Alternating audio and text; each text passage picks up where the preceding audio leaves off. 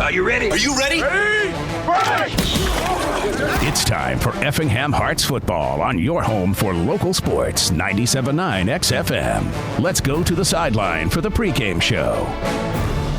Good evening, everybody, and welcome to Klosterman Field at Effingham High School. It's a football Friday night. Good to have you with us here on 97.9 XFM and 97.9XFM.com. I'm Greg Sapp, Dustin White, alongside Mr. Caleb Moody back at the studios, and C.J. Schmidt up top capturing all the video on this one.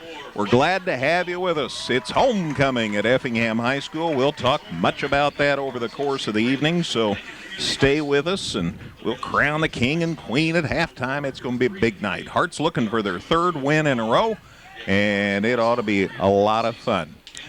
Right now, the band is moving out onto the field to present our national anthem and then the Hearts fight song. So we will let them entertain here in a moment. In a week and a day, they'll be having their marching band festival here. And that annually has 20-some bands from all over downstate Illinois. So keep that in mind for that Saturday. It ought to be a lot of fun. Right now, let's send it out on the field to Scott Mosier. NDV Chapter 7. At this time, would you please rise and remove your hats as the Effingham Hearts Red Regiment plays our national anthem.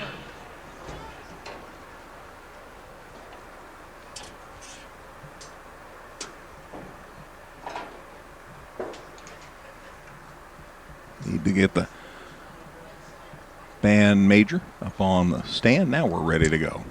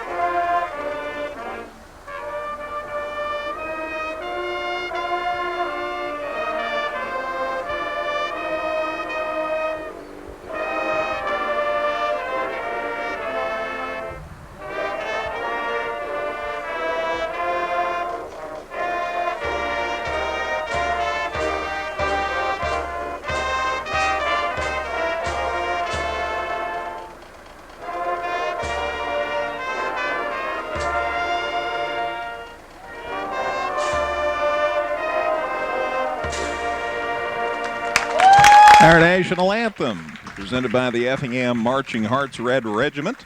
And, of course, our color guard, as always, representatives of the various veteran service organizations in town.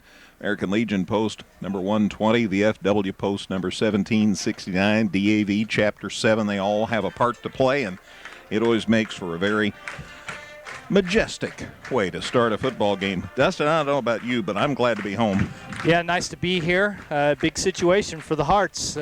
Basically, for the last 3 weeks now, it's been you need a win, and no different tonight. Need to get a win here against Lincoln. You've got a couple of really tough matchups coming up down the road, so this is one you got to get in the bag, but it's not going to be a gimme like it has been in the past. This is a good Lincoln team, so we should be in for a competitive football game tonight. They won their first two, and there were great expectations, but then they lost their next three, but bounced back last week to beat Mattoon 35-34, and of course that's a team that beat Effingham 20-14, so if you're going up against each other. But there's an added wrinkle there, the Mount Zion game. Well, Effingham coming off of a win over Mount Zion, of course, but Lincoln played Mount Zion tough. You know, as exciting as that win was for the Hearts last week, it was last week, you know, and you can say, yeah, 3-3, you know, both these teams 3-3 coming in, but for Lincoln, 3-3 might as well be 6-0 because there's a lot of years where they haven't won a game recently. So for them to have improved to this point, it shows you that they are up for every matchup. They want to come out and get some wins against these teams that have been kicking the tar out of them since they've been in the Apollo Conference, and this is probably as good a chance as they've had to do it. So should be fun. Effingham's going to have to be on their A game, but I've got a feeling that they are going to be ready for this one, just like they've been ready for the tough road games at Mount Zion and Taylorville the week before. I did some research, as we always do before a game, and along the course of this week I found out that the last time Lincoln made the playoffs was 1984. That's the last time they were in the playoffs, so they would love to make the postseason. I was alive, but barely. Yeah, so that gives you some perspective that it's been quite some time, and this is the best opportunity they've had, obviously. And Matt Silkowski's in his 6th year here at Lincoln, and Dustin and I were in Lincoln this spring for our first football season this year, and Effingham just walloped them. Yeah. A lot of things have changed. Obviously, that was the senior-heavy Effingham team, and so you've had a lot of guys that have had to step into new roles this season, and I think they are growing into them as the years gone by. Make no mistake, this is an Effingham team that's playing a lot better football than it was in week 1. But I think most teams that are well coached are going to have that situation, and I think that for Lincoln, they've got a lot of guys coming back. Their quarterback is a returning starter. That's always a good place to start with a football team. And sometimes when you take over a program, as Silkowski did a half dozen years ago, I mean, especially if there's just not a culture of winning or even a culture of going out for the football team, it ain't going to happen overnight. But the fact that he has stuck with it probably helps to get some kids to stick with it as well, because another thing is that if you're changing coaches every couple of years, well, nobody's going to want to come play for that either. And so it takes a little bit of time, but it seems like maybe they've got it on the right track. Goodness knows. Lincoln's a big enough town. There's athletes there. Their other sports have shown that they've got the athletes. It's just a matter of getting them on the football field. And if they do, and this becomes a consistent thing, well, then that makes the Apollo Conference that much tougher. We have so much to talk about. Let's go ahead and take a break, Caleb. We'll get more in here on this busy pregame show. It's Lincoln at Effingham on homecoming night here on 97.9 XFM. Evergreen Nursing and Rehabilitation Center wishes area teams the best seasons ever. Evergreen has rehab to home suites for short-term rehab following hospitalization. They offer physical, occupational, and speech therapy. Go to Facebook at Evergreen Nursing Rehab for more information. The Giving Plate, a meal service with heart. Purchase fresh and frozen meals along with salads and wraps. We have provided over 1,000 free meals to members of our local community. Check us out at our website and order online at thegivingplatemeals.com. This is the Dan Heck Chevrolet Toyota pregame show. Dan Heck Chevrolet Toyota, your complete transportation headquarters since 1958. Back at Klosterman Field, getting ready for Lincoln at Effingham. One of my favorite football sayings is football goes fast. Hard to imagine this is week 7 already of a 9-week high school football season. And we'll see what happens as the Hearts try to make the playoffs again this year. What's different about this season is that the Hearts have played themselves back into contention. 2 huge road wins back-to-back, 27-7 at Taylorville, and then last week's thrilling 28-27 win at Mount Zion. So the Hearts are 3-3. They're 3-2 in the Apollo, by the way. They are tied for second in the conference at 3-2. Of course, they and Mount Zion are behind Mahomet Seymour. They are the clear favorites to run the table this year. But the road doesn't get any easier. We're here tonight, and then we've got Mater Dei, and then wrap it up with Highlands. So it's going to be a tall task. But, of course, the Hearts have put themselves in position for those games to make a difference now. And, again, 1984, the last time this Lincoln team has made the playoffs. You talk about room to grow and a desire to win. They and the Hearts both come into this game 3-3. And you have a Effingham team that started slow, now is playing well. Lincoln started fast, then weren't going very well, and then bounced back, got a win last week. So I think this could be anybody's game. Oh, sure, on paper especially, you look at it, and there's really no reason to say it's a certainty for either team. I just think it's going to come down for Effingham the same way it did at Mount Zion last week. If you execute and don't make very many mistakes, then you're going to give yourself a chance to win, and I think a pretty good chance to win tonight. But if you start having a few penalties, turn the ball over once or twice, then I mean, there's not going to be room for those mistakes. There's years against Lincoln where you could make those mistakes, and it probably wouldn't matter because you'd break off a few good plays here and there and you'd be fine. But it just doesn't seem, at least as far as what we've seen so far in the results, that is going to be the case, and you cannot approach the game that way. It's going to be an interesting one, no doubt about it. Here's who else is playing tonight. I double-checked the IHSA week-to-week board page today, yesterday, had no game for Taylorville tonight. Now, the Lincoln folks tell me they're supposed to be playing Mahomet Seymour tonight, but all I know is I went to the IHSA site, Taylorville had the night off. So, Caleb, you may want to double-check that for us if you would, and keep us up to date on that. Charleston and Mattoon, this is the annual grudge match at Eastern, and Mahomet Seymour I had at Peoria Richwoods. See, that's why I'm a little confused. So, Caleb, I need to depend on you if you can cipher that out. We'd sure appreciate that. Mount Zion is, as usual, we have one team each week that's the odd man out. Mount Zion this week, they're at Collinsville tonight. So, now Carmel's at Newton. Argenta Oriana was to play at Cumberland. We've understood that game has been called off. Piasaw Southwestern's at Vandalia and St. Teresa at Shelbyville. I know different groups are having different complements of you-know-what, and so some games are having to be changed or even canceled. So we'll do our best to keep you up to date on things, and Caleb will have a complete rundown on scores for us at halftime. So keep that in mind.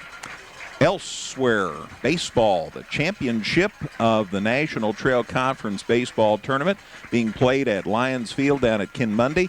And congratulations to Altamont. They ended up being the third-place finishers. And fireworks you might hear in the background. Altamont got the win over St. Anthony 6-3 in the third-place game. At 7 o'clock, just a few minutes away, first pitch on the championship game. That'll be North Clay, the top seed, against Windsor's Two Straws, the 3 seed.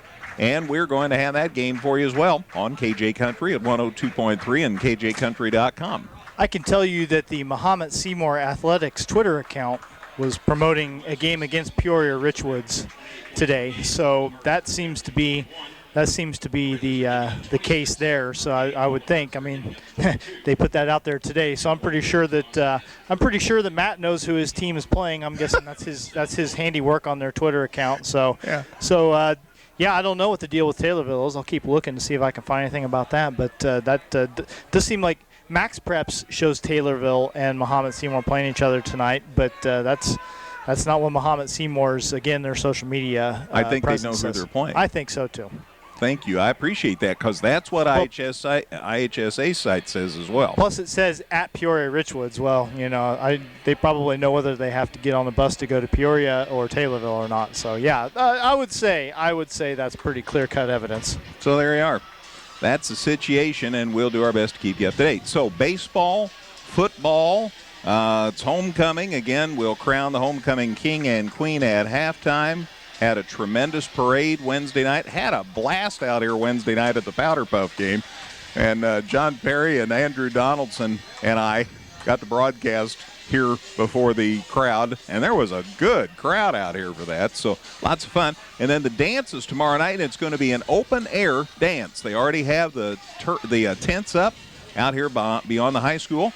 That'll be from 8 to 11 tomorrow night. So, and the weather looks like it's going to be wonderful. I was going to say unseasonably warm. I mean, you talked about football going fast and this being week 7. Well, it feels like a week 2 game right now because it's pretty warm up in the booth yet. 97.9 XFM, WXCF in Effingham. Hearts are minus Connor Simmons. He racked an ankle, so he'll not be available. And we understand Osvaldo Angel, who's been such a part of the Hearts team, has moved to Mexico this week. So he's no longer part of the kicking team. That'll put it on Armando Estrada to do it all, and he just blasted one through the end zone for a touchback, and so it'll be Lincoln's ball 1st and 10 at the 20, and that's how this one gets started. You hear it on 97.9 XFM, WXCF in Effingham. Yeah, Armando's done such a good job on the kickoffs this year, routinely getting the touchbacks to go, and there was another one. So no chance of a return for the Railers, and they'll start on their 20-yard line. we are ready for homecoming football action. Elijah Paulus is the quarterback. Here's the handoff coming to the near side, and he's got a big head of steam right along the sidelines, and he never stepped out, and he's gone for a touchdown. Nobody's going to catch him. John Westendorf got close, but it's a first play touchdown by Keon Carson. Keon Carson is a sophomore, 5'4", 135. But he was plenty big enough to run it down the sidelines, 80 yards for a touchdown. He was lined up on the right side of the quarterback, Paulus, and he came across, took that handoff, and it's not going to count. They called holding on Lincoln, and it's all coming back. We couldn't see the flag because it was down there in front of the Hearts along the sidelines. The official came over. The flag was thrown just outside the 40, so just about the time he busted it down the sideline for the score, and that score was just a fragment of your imagination. Hold or not, that's Effingham gets that do-over, but they need to be better, need to be at home a little bit more, and take advantage of this second chance, because that was a pretty good glimpse of what Keon Carson could do. Great foot speed. He found a seam or found a space around the edge, and he was gone. They're going to mark it from the 15, so they threw the flag 5 yards deep behind the line of scrimmage. No, this is at the 25, right? So they called the hold at the 35 and brought it back to the 25. So still a 15-yard gain. So they gave him 15 to the 35 and then back to the 25. So first and 25. Running play up the gut, out across the 30 before they bring him down. Paulus just kept it himself that time. Elijah Paulus, he also was the quarterback this spring for the Railers. To the 31. So a gain of 6. Logan Heil in on the stop, so that knocks a little bit of distance for them. That should knock it down to 2nd and 19. They've got 1st and 10 on the scoreboard, Greg. I think that they got the first down on that first play, right? And then Well, here's the running play. They're coming the same way here to the near sideline. This time the Hearts do much better and ran him out of bounds. Westendorf playing some defense, got him out of bounds. And then also coming over to help was Dalton Fox, Damon Kalber over there too for the Hearts. The way I see it, he picked up 15 yards, then got pushed back 10 by the hold. So that was that was 1st and 5 on the next play. And then they got the 6 yards on the run, and that was a first down. So that's why we're at 2nd and 6 now. Ball is just shy of the 35-yard line. Looking to throw this time. Across the middle, it's caught. And he has the first down. Out across the 40, out across the 45-yard line before the Hearts run him out of bounds. Catch is made by the Railers' number 3, Scotty Batten. Good for first down. They'll spot it, Dustin, at the 47-yard line. So a gain of 12. And the new set of downs here for Lincoln. Well, you can already see that this is a Lincoln team that is looking a little more solid, a little more competent and capable than years past. Has not taken much action out on the field for us to recognize that. So 1st and 10 at their own 47, 11:02 to go in the first quarter. We've got a whistle thrown by a gentleman in the backfield. So let's see what this is about. They had at least one running back in motion. I think somebody else must have moved as well. False start's the call. They'll mark it off from the line of scrimmage. Walk about 5 to the 42. So the 5-yard penalty. And that'll make it 1st and 15. No score. We're just a minute into this one.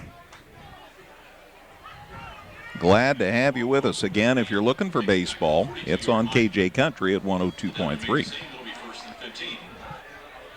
So 1st and 15, Lincoln at their own 42-yard line. The Hearts are changing on defense and finally didn't get it set in time, and they run it down the sidelines, and the Hearts have to shove him out of bounds. That again, Keon Carson. Westendorf came over, and Dalton Fox. Fox ended up shoving him out of bounds, but not before he gets into Effingham territory. And the Hearts call time, and Coach Hefner wants to have a chat. One of those one-sided chats. Ball spotted at the 39, so from the 42 to the 39, gain of 19. And Lincoln with the ball 1st and 10 at Effingham's 39-yard lines. We'll just keep it here. I think this will be a short chat. Yeah, I think he's basically just saying, what have we talked about all week? Don't take this game lightly because these guys are for real, and they are. Keon Carson is quick. He's not a big kid, but he has got tremendous burst. They have completed a passing play already.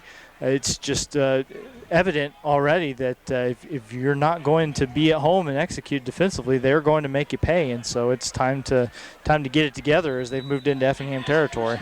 So 1st and 10 for Lincoln at Effingham's 39. 10:55 to go opening quarter. Got a man in motion. They're going to throw. Paulus looking across the middle. There's the pass, and it is incomplete. I think he was trying to get the ball to Batten, but Batten couldn't get to where he threw it in time. Incompletion stops it with 10:50 to go in the opening quarter. Yeah, a lot of moving parts to that play. There was a fake to Carson, who was coming right to left behind the line of scrimmage. And then Effingham might have bid on that a little bit, but yeah, led his receiver too far over the middle of the field and couldn't complete the pass play. It's a 2nd and 10. Paulus in the shotgun. Got a man in motion, about ran into the football. Here's the handoff. They come to the near side, and down he goes after they ran him out inside the 35. So a pretty good run there. Carry is by Gandolfi. They say, call me Tony Gandolfi. And it's to the 33, so a gain of 6. So it's 3rd and 4 at the 33-yard line. Yeah, they again put Carson in motion there, but yeah, the snap goes right past him, and instead they hand it off to Gandolfi, who was lined up back behind the quarterback, adding another guy to keep an eye on in this Lincoln offense. This is the first drive of the game. Paulus again from the shotgun. Handoff coming to the near side. He gets inside the 30, and it looks like he has the first down. I think so. The dive should have given it to him. Call it the 27. So from the 33 to the 27, a gain of 6. And they needed 4, and it's first down for the Railers. You look at the run plays that they have ripped off so far, 15, 4, 19, and 6 and 6. 6, I mean, they are chunking off the yardage in the ground game, so that's going to have to get shored up. But it would appear that Lincoln's got some pretty good size on its line right now. Right now the Hearts a little bit back on their heels. We'll see about this play. Direct snap to the back, and he gets it to the 25. They snap that to Isaac Decker. So they're giving the Hearts a lot of looks as far as different people. And he got 2 yards, Dustin, to the 25, so it's 2nd and 8. Yeah, 4th different Railer to carry the football here in this first drive of the game. They're just marching the ball down the field. They've run 8 plays now. So 2nd and 8. Lincoln with the ball at the Hearts' 25-yard line. Paulus hands off, and the Hearts, they had him, and they had him again, and he got away, and now they knock him down. Just about at the line of scrimmage. But, man. Yeah, he juked a couple people in the backfield. I mean, I won't take anything away from Carson. Those were good moves, but you really felt like that was going to be a play for a loss. Instead, he was at least able to sneak up back to the line of scrimmage. Yep, no gain as it turns out, so it's 3rd and 8. Ball still at Effingham's 25-yard line. The opening drive of the night. You'd like to get a loss there, really force them into a situation where you know they're going to have to put the ball in the air here on 3rd down. But on 3rd and 8, they've run the ball so well you can't be certain what they're going to do. Paulus fakes the pass, hands off. They run it up the gut, and he's inside the 20 near the 17-yard line. It's not enough, I don't think, for the first down. Well, that's the Lincoln players are trying to convince everybody that they got enough. But, yeah, I see a 3rd down marker up on the sideline there. They're going to call time and see if they measure. Yeah, they're going to check. Ball's at the 18. And, man, it's going to be close. So the Arnold family will be called along from the chains, with the chains, from the sideline. I've got a feeling that this is going to be just a hair short. I like that feeling. Bringing it clear across the field. There's the plant. I don't think they got it. Yep, about a yard, less than a yard short. Yeah, 1.5 feet based on where the referee was holding his hands apart. So not much left to get. Fourth down. But at least you got to make them do it. Fourth down, less than a yard. Obviously, they're going to go for it at the Hearts' 18-yard line. No score. Again, this is the opening drive of the game. And as uninspiring as this opening defensive drive has been for the Hearts, if you can get the stop on this play, then you've done something, and you can get that, maybe get a little bit of momentum swinging your way. Get the motor running for the offense, maybe, when they get their first opportunity. All right, Paulus is going to go up under center here, and he just keeps it, and he drives forward, and he has the first down. Got to about the 15-yard line, plenty enough for a first down. So Paulus and Lincoln showing they are a different team than we saw back in the spring.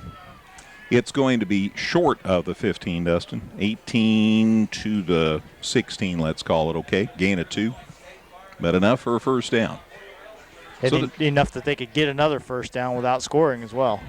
So we're under 8 minutes to go, opening quarter.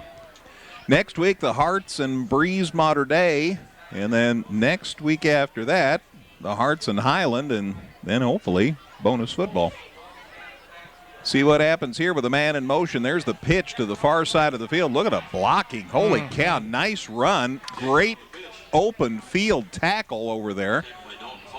Dalton Fox on the stop on the far side of the field, but that was plenty enough and could have been more had not Fox made that tackle. Oh, a great block in the backfield there by Gandolfi, one of the running backs for this Lincoln team. Really sprung that play. 16, they gain to the 11, let's call it 5-yard gain. 2nd and 5. There's the handoff. Nope, Paulus keeps. And they stuffed it. He might have got a couple. He's inside the 10. He is shy of a first down. But it's been an impressive drive. No denying it. Call it that. 7. From the 11 to the 7, a gain of 4. So 3rd and 2. Again, they can get a first down without getting a touchdown. Paulus is going to stay in the shotgun. Man across in front of him. They give it to the deep back beside him, though, and the Hearts stuff this one. Nice defense. I don't think Gandolfi got it there. Tried to run it up the middle, and the Hearts were having none of that. Max Nelson among a cast of thousands. There's Connor Thompson. All kinds of people. And they spotted just shy of the 5. I think that's no gain. As I was thinking, that's pretty close to where it was before that play. And we're going to measure. Yeah, I think it's, I mean, the line of scrimmage there was 7, just inside the 7. He gets it to just inside the 5. So another close one. Long drive, too. Yep. First drive of the night. It's taken almost half the first quarter. And they are short. But even less short than they were the last time we measured. Maybe a foot. We'll see what happens here. Football is going to be set down just shy of the 5-yard line, so it's 4th down. If the Hearts can get a stop here, how huge would that be? I guess I'll call it the 5, just for keeping things official here. So just shy of the 5. Again, opening drive of the game. I've said that, but I know people join us periodically in and out. 4th and less than a yard. Lincoln just shy of Effingham's 5-yard line. Getting ready to run their 15th play of this opening drive. This has been something. See what happens. Paulus goes up under center, and he just keeps, and the Hearts might have stopped it. Well, and I'll tell you, the Effingham sideline is really fired up because there were about 3 different Lincoln players moving when that ball was snapped. I don't really think they ever came set. Ooh, they say move the chains. Wow. He went straight up when he hit the defense. I didn't think he made it, but they gave him just on the other side of the 5. So from just shy of the 5 to just inside the 5, and it's 1st and goal for Lincoln. So a yard, officially, I guess, from the 5 to the 4, and it's 1st and goal. Paulus from the shotgun. Man gets the ball going to the near side of the field, turns it up. There's a flag. He's into the end zone, but let's see about the flag. Almost certainly going to be a hold. It sure looked like somebody must have been helping to make the hole available to the running back there for Lincoln. Just because that's usually what happens when there's a flag thrown on that kind of play. It's a good break. Yep.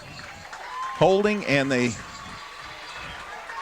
see one of the backs was blocking for teammate, and that'll move it back out past the 15-yard line. That is huge. Yeah, because that means it was in the backfield besides that. So they move it all the way back to the 16-yard line. So a loss of 2 plus the 10-yard walk-off. That is the kind of break Effingham needs. Now they need to do something with it here. Now remember, the line of scrimmage was the 4. They lost 2 and then back to the 16.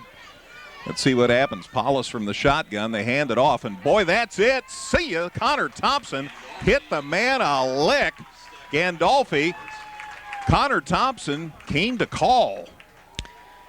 What a nice play. They'll call it at the 15, which is kind of generous. They gave him a yard. Boy, this drive may end up taking the entirety of the first quarter the way it's going right now. They have to get in the end zone here, so I guess that's probably overstating a little bit. But we are going to be under 5 minutes by the time this ball's snapped. This is still the opening series of the night.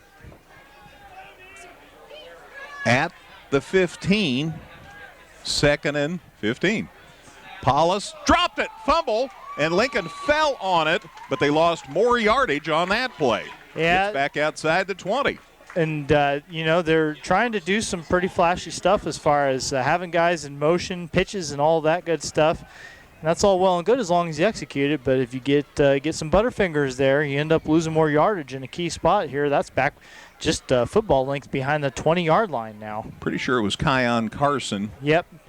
And the ball is just outside the 20, so a loss of another 5 some. Yeah, we'll just call it the 20, I think, just to keep things simple. Nose of the football is on the 20-yard line. So 3rd and goal at the 20. We're down to 4 minutes left in the first quarter. Wow. Gonna throw. Paulus going to the far sideline, and it is caught for a touchdown, but there's a flag, and unless the offensive player shoved off, the touchdown looks like it's going to stand. Well, the offensive player is holding his hands out, so I'm not so sure it is going to stand. Yep, called it on the offense, so they're going to bring it back. Well, I said unless the offensive man gets called for the penalty, and he did. Paulus had a lot of time to throw, and I wondered why the Hearts man was so far off of him. Must have been because he got shoved. This is going to push it all the way back to the 35-yard line, I believe. So it's whatever in goal. Yeah. So it's 3rd and goal at the 35. 4th penalty of the drive for Lincoln. So as well as they've moved the football, they've had some big-time miscues. Well, they throw an interception. That'd be cool. Paulus back to throw. Looking, comes across the field, and the pass is caught and dropped. Boy, that was close to being a live football, and the Hearts dove on it. Logan Heil got out there and grabbed that thing just in case it was ruled a live football. But they said, no, it's an incomplete pass. The intended receiver was Keon Carson. He never got it secured, and the ball got away, and Heil says, hey, I'm supposed to fall on that. Well, and at this point, I kind of wonder, will they run a play, or they're far enough back? I mean, you could think about punting. I mean, 35 yards is a lot to have to get, right? Yeah, absolutely. Punt's certainly plausible. Doesn't seem like it's what they're going to do, though. 4th and goal at the 35. Paulus to throw. There's the pass. Oh, there's a lot of coverage, and it is knocked away and then caught. And are they going to call it a good catch? It's a catch, and it's as good as a punt because it's inside the 5-yard line. So it's not enough for a first down.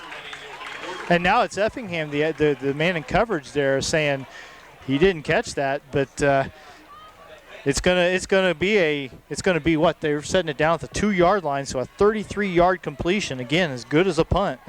The receiver, by the way, is it Batten? I think it was Batten, number 3. Yeah, okay, Scotty Batten. Thank you. So anyway, they needed to get to the end zone for a first down. That was fourth down, and so the Hearts have it 1st and 10 at the 3. At the 3, okay. So a drive that lasted over 7 minutes. Over 8 minutes. Results in frustration here as the Hearts get the ball 1st and 10 at their 3. But they have the ball. That's the bottom line. So let's see what the Hearts can do on offense. And the first play, not much. Maybe back to the line of scrimmage. Keegan Baker might have got a yard. Call it the 4. Give him 1, and it's 2nd and 9. Points seemed inevitable for Lincoln. Yes. About two penalties ago, but now Effingham just fortunate to have the football. 2nd and 9 at their own 4. Handoff up the gut, and he falls forward and might have got to the 5. Keegan Baker is just trying to get it away from the goal line, basically. Yeah, you'd like, if nothing else, if you end up having to kick here, you'd like to have a little more breathing room. I mean, obviously, you'd like to run a decent drive and keep your defense off the field. They had just had to be out there for 8 minutes and 13 seconds. But so far, the yards coming just one at a time for Keegan Baker, which means that the 3rd and long is coming up. 1 more yard gained from the 4 to the 5, so it's 3rd and 8 at the 5. 2.5 minutes left in the first quarter. Hearts send a man in motion. There's the snap. Rolling to the far side. There's a pass. He's got a man, and it is caught by Estrada. Took that away from 2 defenders. Heck of a grab by Armando Estrada. And the Hearts have it at their own 30-yard line. First down, Effingham. That's a good throw and an even better catch in traffic for Estrada, who's really grown into that number 1 receiver role for Effingham. A 25-yard pickup and a first down. So 1st and 10 at the 30 now. And now you got some room to go. Let's see what happens. Handoff coming to the near side. That's Baker. Oh, and he slipped. He got a 5-yard gain to the 35, and his feet went out from under him. The hope was that he had a big gain going. As it is, he got 5 to the 35, and it's 2nd and 5. Yeah, trying to cut back to his left to the middle of the field, and the feet just did come out from under him. And it's been a wet last couple of days, so as good a shape as the field is in, you wonder if that has a little something to do with it. Minute 45 to go, opening quarter, no score. Hearts with the football. Handoff deep back. That's Keegan Baker still on his feet. Got the first down. Now it's going to depend on the spot, but it looks like he has it from where I'm standing. Yep, they're moving those chains. Another first down for the Hearts. Across the 40 to the 41, a gain of 6 for Baker. And the Hearts started this drive at their 3, and now they're out across their 40. Boy, as inauspicious as the start was, you're feeling pretty good about things for the Hearts at the moment. Pontius up under center on 1st and 10. He falls down. I tell you what, there's tough footing in the middle of the field. Yeah, I couldn't tell if he just slipped or if he maybe got his feet tangled up with a lineman coming back to, after getting shoved back on a block. Hard to say, but all I know for certain is that the Hearts lost a couple 3 yards on that play. Call it the 38, so a loss of 3. So 2nd and 13. Caleb lets us know North Clay has taken a 2-0 lead on Windsor's 2 Straws. That's after 1. You can hear that game on KJ Country at 102.3. Keegan Baker, good handoff, got out across the 40 to maybe the 43. Check the spot here. So a decent gain. Yeah, call it the 43. So from the 38 to the 43, gain of 5. I'll bring up 3rd and 7 or 8. And let's see if the Hearts do run one more play here in the first quarter. Yeah, they don't have to, and I would imagine, they're not even gonna try to make you believe they are. They're coming to the sideline as the last 5 seconds roll off the clock here. So first quarter's in the books here on homecoming night at Klosterman Field. It's Effingham nothing, Lincoln nothing on 97.9 XFM. Come see all the redesigned Chevrolet and Toyota models at Dan Heck Chevrolet Toyota, located south Route 45 here in Effingham, or at danheck.com. Evergreen Nursing and Rehabilitation Center wishes area teams the best seasons ever. Evergreen has rehabbed to home suites for short-term rehab following hospitalization. They offer physical, occupational, and speech therapy. Go to Facebook at Evergreen Nursing Rehab for more information. Back at Klosterman Field, ready for the second quarter. They just had the presentation of the check from the Carl P. Kerner Jr. Memorial Sports Spectacular that was played in September at Effingham Country Club. And some $90,000 raised to be split between the St. Anthony Booster Club and the Effingham Heart Sports backers. So presentation just now, Paul Kerner and Mark Mayhood and some of the others with Effingham Athletic Director and Activity Director Dave Woltman made that presentation. All right, first play of the second quarter. Looking to throw. Pontius looking, now decides to run, heads it up the middle, has a good gain going, got out near midfield before they took him down, or he took himself down. Little uncertain footing out there. Got to the 49, so from the 43 to the 49, a gain of 6, and that ought to bring up a 4th and 2, and I would guess the Hearts will try it here. We certainly have offensive personnel still out on the field. Edgar Castillo checks in. Hearts are going to go for it again. They're at their own 49, 4th and about 2 the way it looks. See what happens here. Hard snap count here. I just let Pontius go dead ahead. Nope, they're going to hand it off.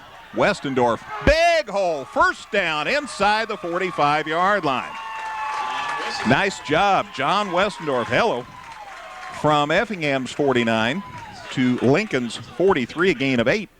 And a new set of downs for the Hearts. John's first carry of the game, and it's a good one. Here we are in the second quarter, Dustin, and this is the Hearts' first possession of the night. Lincoln's only had one possession. Handoff, Westendorf going the opposite side. Good gain inside the 40 to about the 37-yard line, it looks like. Spots at the 38, okay, from the 43 to the 38, a gain of 5, and it's 2nd and 5. Really can't be overstated how deflating it has to be for Lincoln to run an 8-minute and 13-second drive, like close to 20 plays and not get any points on the board. Here's the snap, handoff right up the gut. Westendorf on his feet inside the 35, shy of a first down, but it's going to be 3rd and very short here. Let's see, inside the 35, so about 4. 3rd and a yard. Thought the Hearts might go hurry up. Now they're set. Handoff up the gut. Westendorf, look at the hole. First down, he's inside the 30 near the 25-yard line, and a new set of downs for the Hearts. They are rolling. Spotted at the 27, Dustin, so a gain of 7. And 1st and 10, Effingham. 2-2, we understand now. The championship game of the NTC tournament. Again, you can hear that on KJ Country 102.3. Thank you, Caleb, for the update. And the Hearts run the football, and they get the ball advanced to the 25-yard line. So gain of 2. Westendorf on the carry again. Gain of 2, so it's 2nd and 8. Pontius up under center here on 2nd and 8.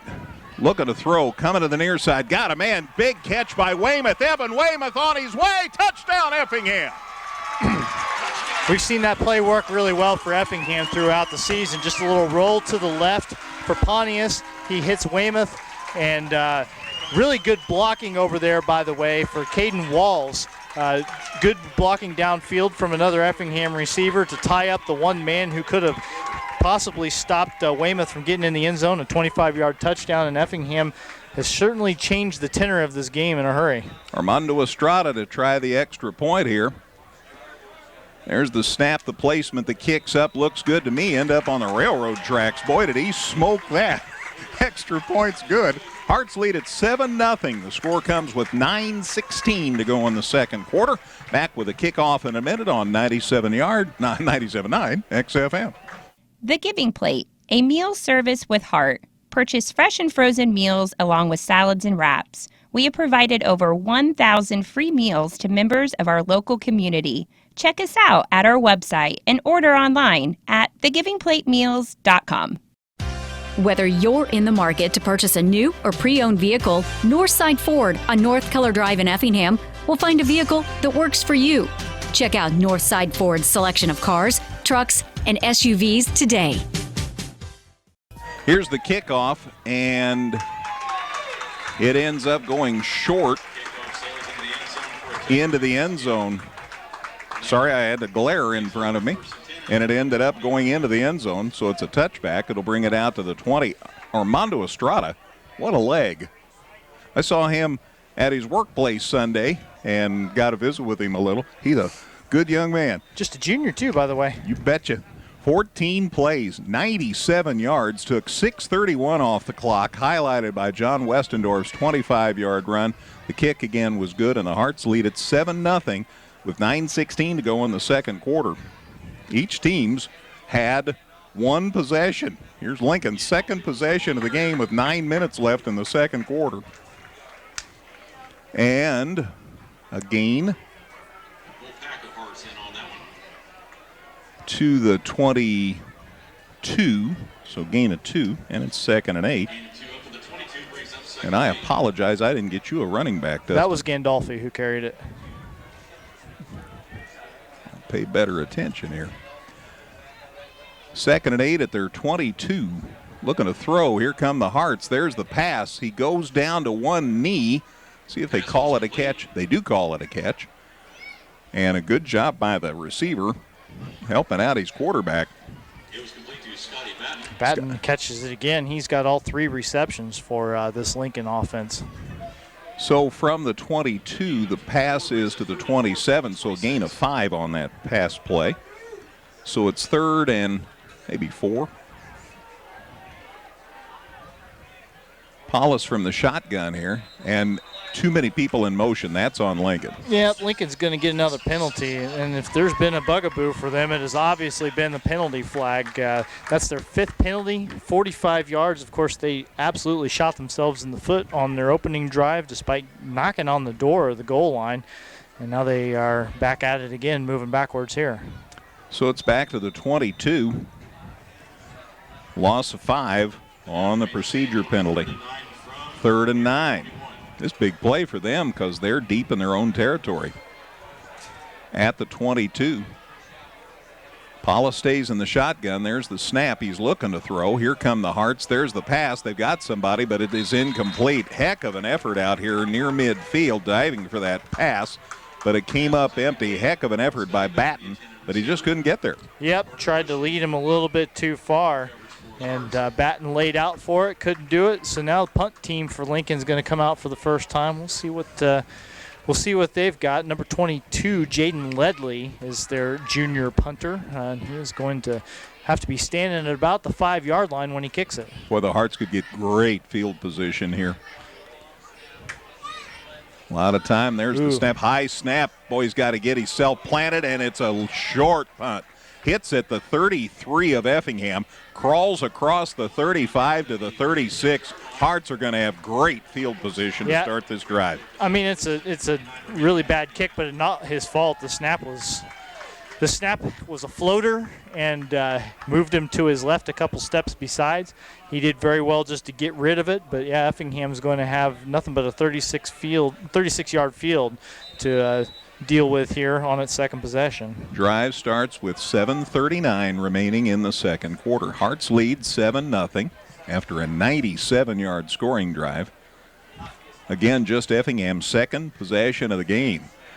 Pontius hands it off to Keegan Baker, going right side now. He turns it up, still on his feet, and he's inside the 30, and then a late flag. Let's see what this is about. A little spin move at the end of the play there for Baker. Yeah, once you see the flag come in late, you don't know what it's going to be. Early, generally a hold. Late, could be anything. Could be still be a hold, could be a face mask. Who knows? 31, and it's on the Hearts. Hold on the Hearts. Well, that was late in the play. Yep, so there'll probably be a little bit of a gain before they walk it back. Yeah, they're going to set it back on the 40-yard line. So he got to the 40, 41, yeah. Yeah, gain of 6, let's say, to the 30, and then the 10-yard walk-off on the hold. So the ball's at the 40, and that'll make it 1st and 15. So they got 5 and then lost 10 on the hold. Effingham's first penalty. Pontius going to throw. Got a man. See you later. What a catch. Armando Estrada. Touchdown. Touchdown, Effingham. 40 yards, and just like that, the Hearts have a 2-score lead. That was pretty. Armando had to go up and get it, but he was wide open. That was pretty. So 13-0 Effingham. The score comes with 7:12 left in the second quarter. Let's try the extra point here from the foot of Armando Estrada. And the Hearts holder, Zach Donaldson. There's the snap, the placement, the kick's up. Looks good to me. The officials agree. 14-0 Hearts. 7:12 left in the second quarter. Back with a kickoff in a minute on 97.9 XFM. Local, secure, enduring, and more convenient than ever. Washington Savings Bank is located in Effingham, Mattoon, and anywhere you are with their 24/7 virtual branch. Member FDIC. Come see all the redesigned Chevrolet and Toyota models at Dan Heck Chevrolet Toyota, located south Route 45 here in Effingham, or at danheck.com. All right, here's the kickoff, and it, again, rolls into the end zone.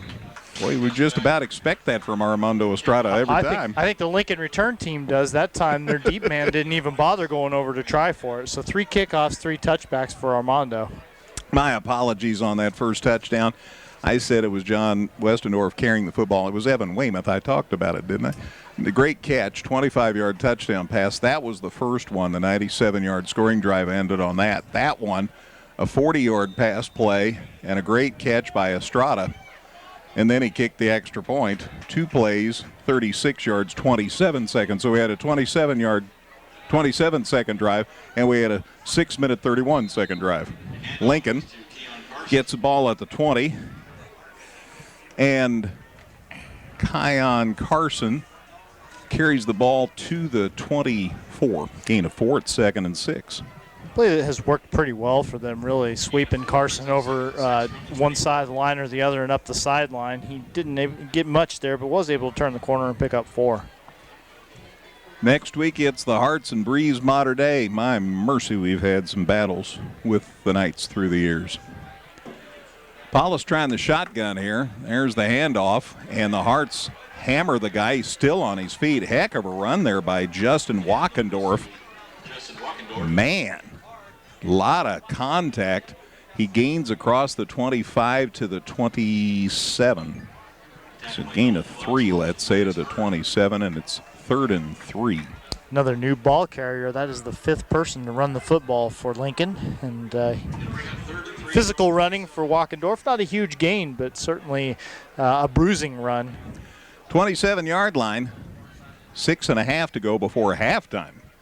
And they're going to run the other way. Here's the pass by Paulus, and it is, I thought it hit the ground. Yes, they do indicate no catch.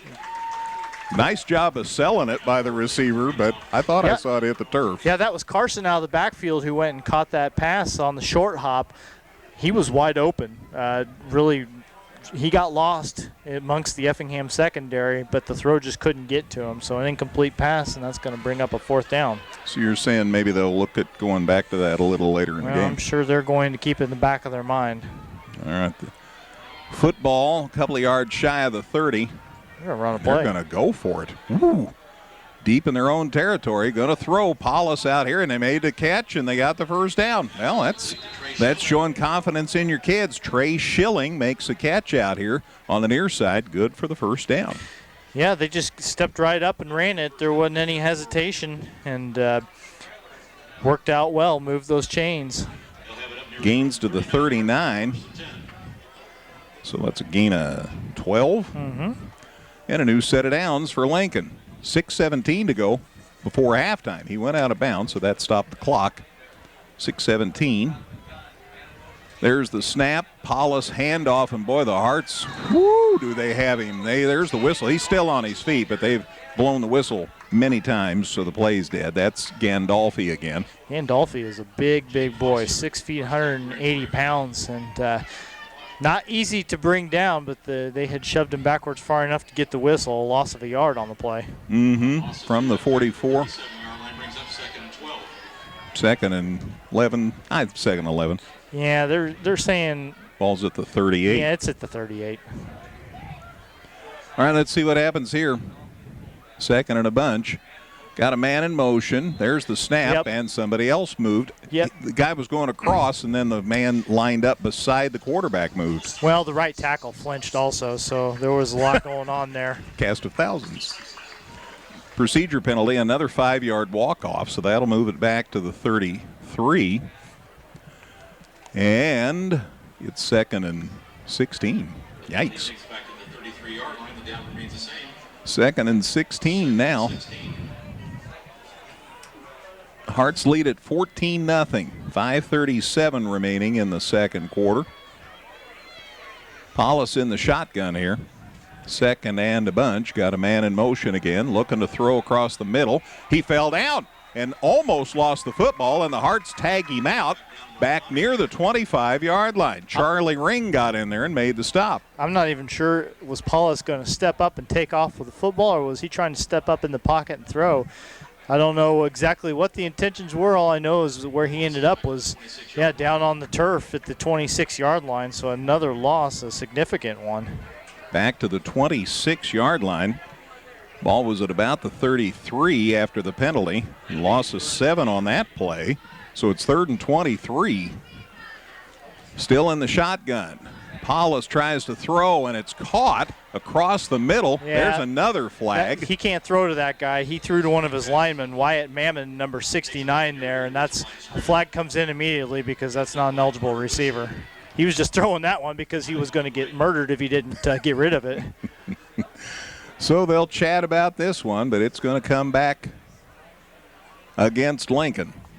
That stops the clock with 4:51 left in the second quarter. They'll spot it at the 27. And they're still chatting. The officials are. The officials, by the by, Kevin Olson, Blake Carmichael, Rodney Smith, Steve DeClerc, who we've seen about 100 million ball games through the years, and Roger Clymer. Oh, they called it on the Hearts? No, the official just walked it the wrong direction. Well, I got to thinking, now wait a minute. They walked it toward it like it was against Effingham, and then he said, oops. Quick grabbed it and ran it back 5 yards the other way. So it's at the 21, and it's 3rd and 28. Things get worse and worse for Lincoln. 4:43 to go before halftime. Hearts lead 14-0. Paulus again for the shotgun. There's the snap. Here come the Hearts. Paulus letting it go across the middle, and it's caught. Oh my goodness! And he gets the first down by about a half a yard. No, they're gonna give a pretty favorable spot to Effingham. Yes, look at the spot here, just look at this. Yeah, he fell forward to about the stick, but they are setting the football down a good yard and a half behind the line, but probably close enough that if Lincoln was going for it before, then they're going to probably do it here. The gain is to the 47, so from the 21 to the 47, a gain of 26 yards on that pass play. So it is 4th down, but it's 4th down and 2 instead of 4th and 22 or whatever it was going to be. But it is 4th down, so let's see if the Hearts can gear up and get a stop here. Paulus underneath center. They hand it off. They sweep it to the far side. He's got the first down and then some. Yep, Keon Carson.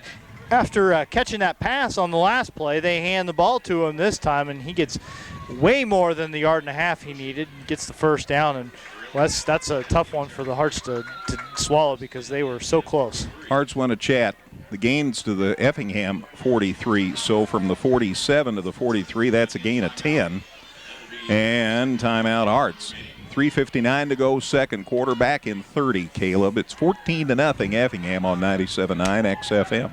Evergreen Nursing and Rehabilitation Center wishes area teams the best seasons ever. Evergreen has rehab to home suites for short-term rehab following hospitalization. They offer physical, occupational, and speech therapy. Go to Facebook at Evergreen Nursing Rehab for more information.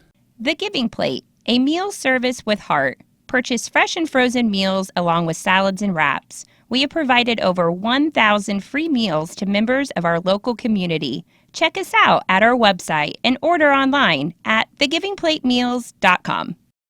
All right, quick timeout here. I didn't want to miss any action.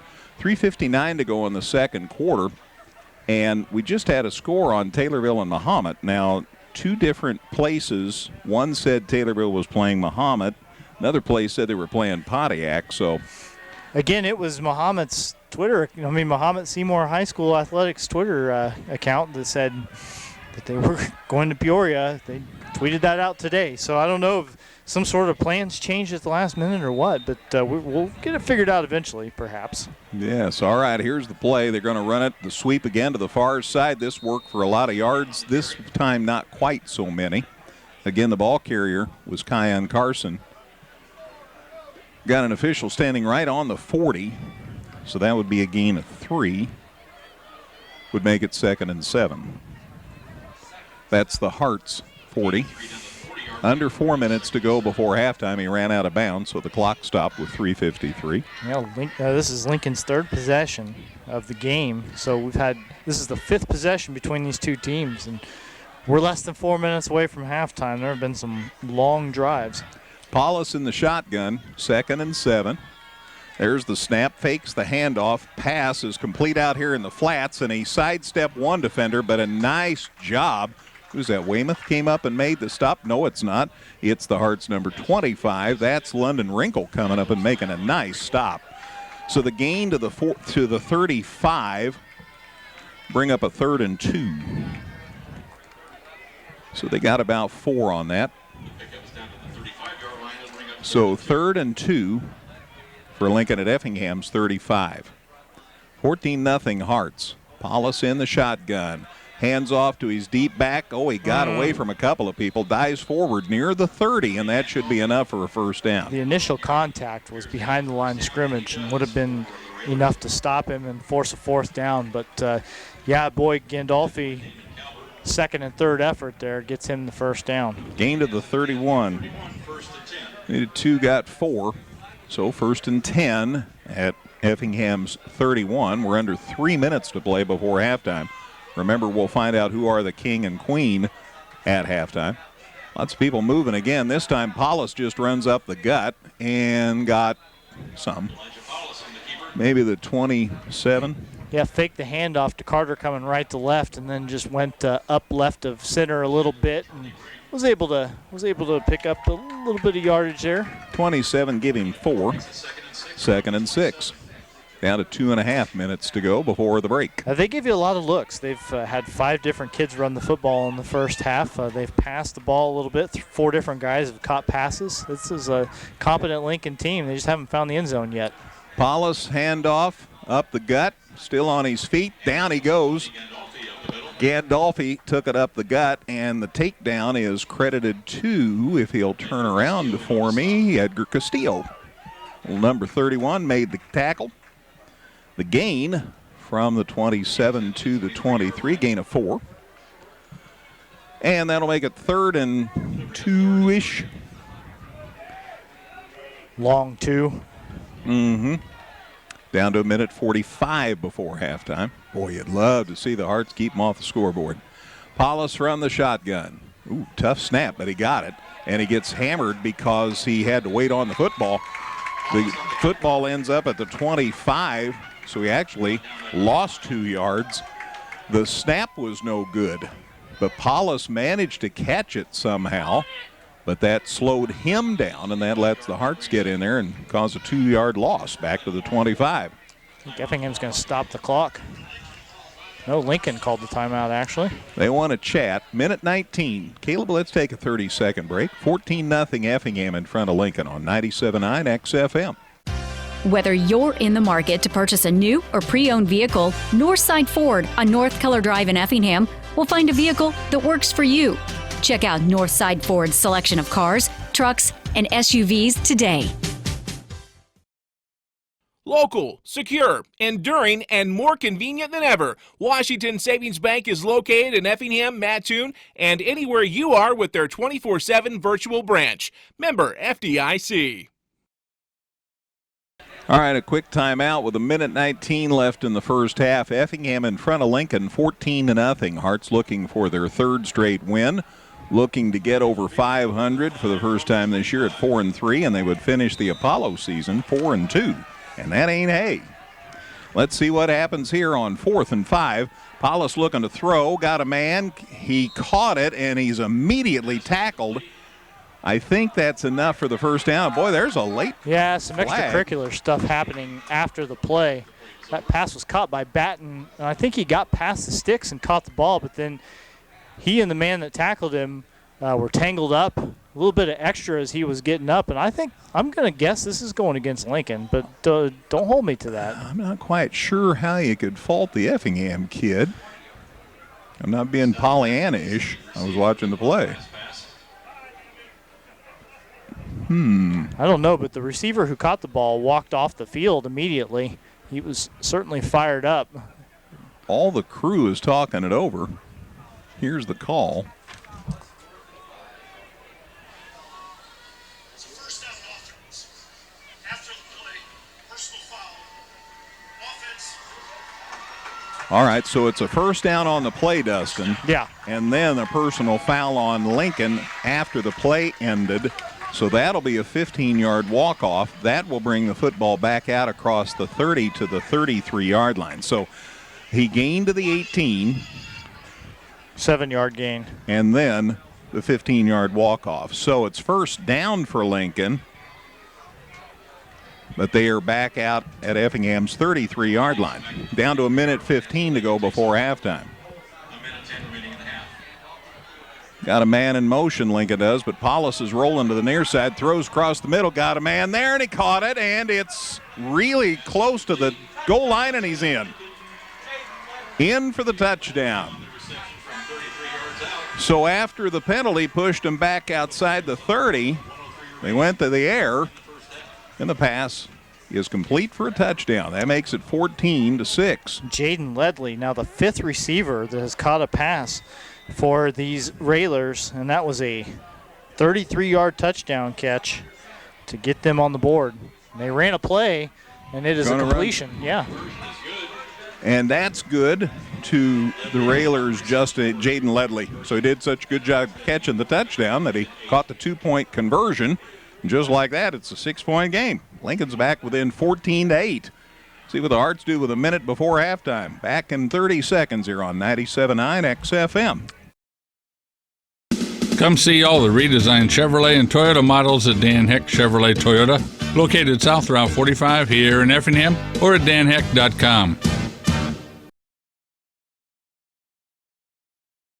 Evergreen Nursing and Rehabilitation Center wishes area teams the best seasons ever. Evergreen has rehab to home suites for short-term rehab following hospitalization. They offer physical, occupational, and speech therapy. Go to Facebook at Evergreen Nursing Rehab for more information. All right, so the drive ended up 16 plays, 80 yards, 6:09 off the clock. That was just the fourth possession of the game, I think, between the two teams. Ledley caught the 33-yard pass, and then he caught a 2-point conversion. And the Hearts leads down to 14-8. And the Hearts have a nice return going out across the 30. Westendorf got it to the far side of the field. Dove for a couple of more, and I think they'll set him up outside the 30. They ran a little fake handoff between Westendorf and the other deep man there, but he kept it and went to the right side of the field and went from the 15 out to about the 32, so a 17-yard kick return for John. 56.5 seconds left before halftime. Effingham still in front, but now it's 14-8. Let's see what they do here with just about a minute left before halftime. They've got Pontius back in the shotgun. Low snap, fake the handoff. Pontius kept. He's up the middle. Got a good run going. Got the first down. Out across the 40 to about the 43-yard line. So a good run there, good fake. So from the 32 to the 42,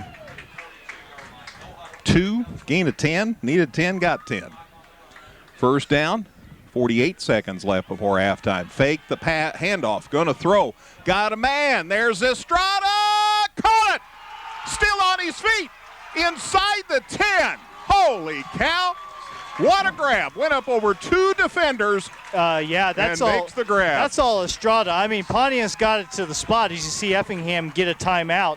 But that ball was thrown up for grabs. There were at least two, maybe three white jerseys in the neighborhood. Estrada went up over everybody and made just a sensational catch. Effingham gets the second time out of the half because they want to have time to set something up with 36 seconds to go, but they are knocking on the door now. 51-yard pass completion to Lincoln's 7-yard line. 51 yards. Hearts have it first and goal at Lincoln's 6, and they have 36 seconds left. So it's not like they're completely out of hope here. First and goal at Lincoln's 6-yard line. What a grab. What a heave by Pontius. What a great catch by Estrada, man. He skied for that. Yeah, Tanner is 4 for 4 for 142 yards now. 4 for 4, it's hard to beat that. See what happens. They got Caden Walls out here to the near side. Estrada split to the right side. First and goal at the 6. Pontius in the shotgun, got Westendorf lined up beside him. And there's the snap. Looking to throw. Goes to the corner, got a man overthrew him. That was, I think, Dalton Fox. 32, I think, over there in the corner. Dalton Fox, the intended receiver. So that's incomplete. Stops the clock with 32 seconds, and it's second and goal at the 6. Still got time to run a couple plays, and Effingham still with a timeout to use. So they're in pretty good shape here. Wouldn't be surprised after throwing it there to see them maybe put the ball in the hands of John Westendorf and see if he can't just bull his way in. 32 seconds left. Let's see what happens here. Pontius from the shotgun. There's the snap. Looking to throw. Heaves it into the end zone. It's caught, but was he out of the end zone? Yeah. Great grab, but he was out of bounds. Again, that's Fox, and he was over here on the near side of the field that time. Yeah, he made the catch, but the throw led him into the far side of the end zone and not able to get, I don't even know if he got 1 foot down before he had the ball caught. But at any rate, still 27.9 seconds, still a timeout in your pocket, only 6 yards to go. I'm checking the scoreboard. I don't see any timeouts for Effingham. Okay, I don't know. I've only written down the 2, but yeah, you're right. So could be wrong. Anyway, let's see what happens here. Third and goal at the 6. Pontius in the shotgun, looking to throw. Roland looking at the far side of the field. May run it. He's inside the 5, and he's near the goal line. Touchdown, Effingham. Well, that'll work. If we can't get the pass completed, Dustin, let's just run it in. Yeah, Caden Walls was open in the end zone for a minute, but Tanner didn't see him, and by the time he realized what was going on, he just decided to tuck it in and take it in, and a 6-yard touchdown run. And boy, that's a backbreaker. Lincoln ran such a good drive to get the ball into the end zone, and Effingham, in a matter of 43 seconds, able to answer it, and they'll get the ball first after the halftime. Came right back and got those points back. Here's the extra point. Try looks good to me. The officials agree, and the Hearts lead at 21-8. 20 seconds left. Who knows what might happen in this last 20 seconds? I'm not leaving. Back in a moment here on 97.9 XFM. The Giving Plate, a meal service with heart. Purchase fresh and frozen meals along with salads and wraps. We have provided over 1,000 free meals to members of our local community. Check us out at our website and order online at thegivingplatemeals.com. Whether you're in the market to purchase a new or pre-owned vehicle, Northside Ford on North Keller Drive in Effingham will find a vehicle that works for you. Check out Northside Ford's selection of cars, trucks, and SUVs today.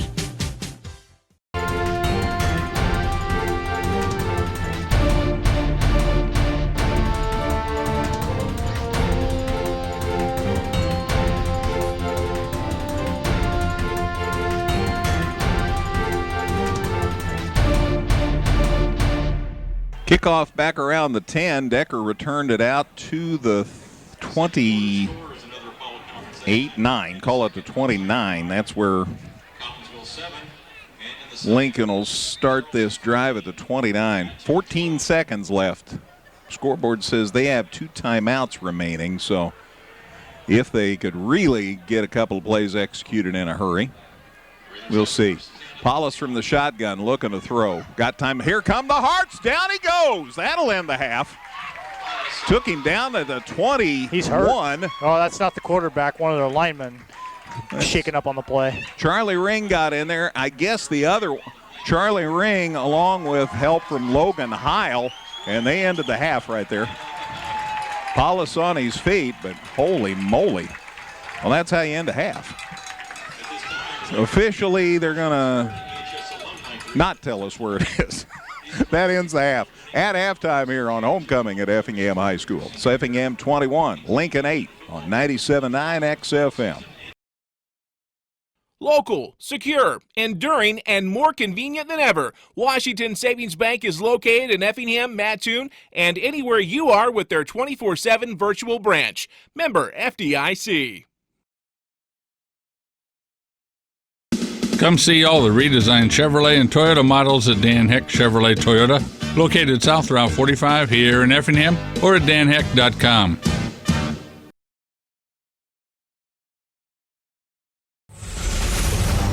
This is the Compass Advisory Group Halftime Show. For all of your insurance needs, contact Corey McDaniel at 347-9697.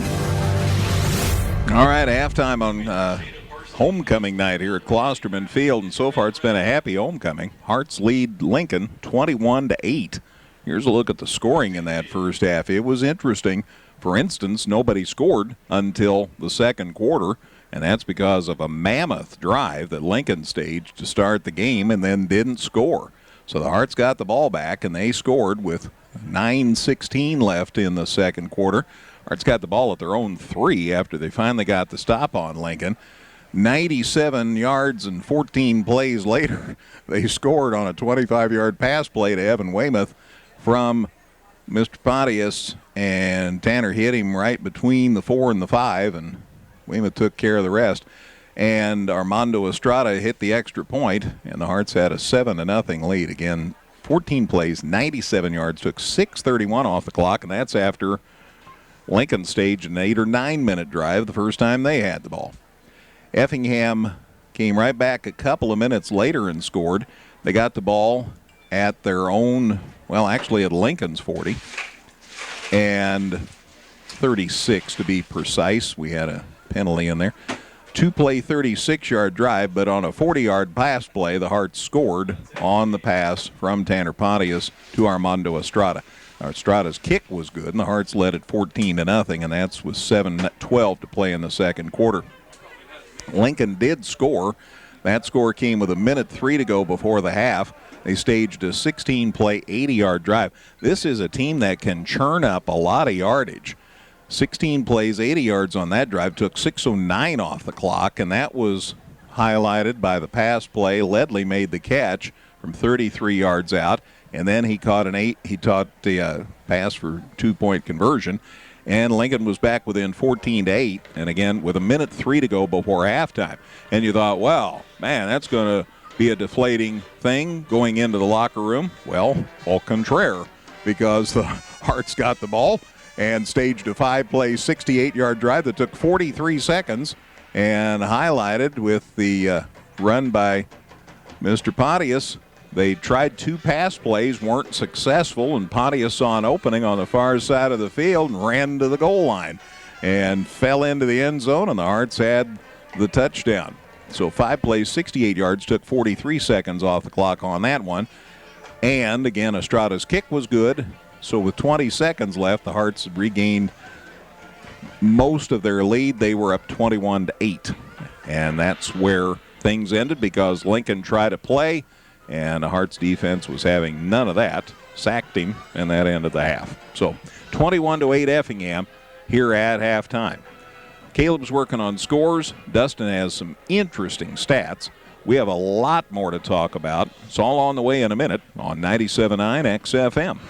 Evergreen Nursing and Rehabilitation Center wishes area teams the best seasons ever. Evergreen has rehab to home suites for short-term rehab following hospitalization. They offer physical, occupational, and speech therapy. Go to Facebook at Evergreen Nursing Rehab for more information.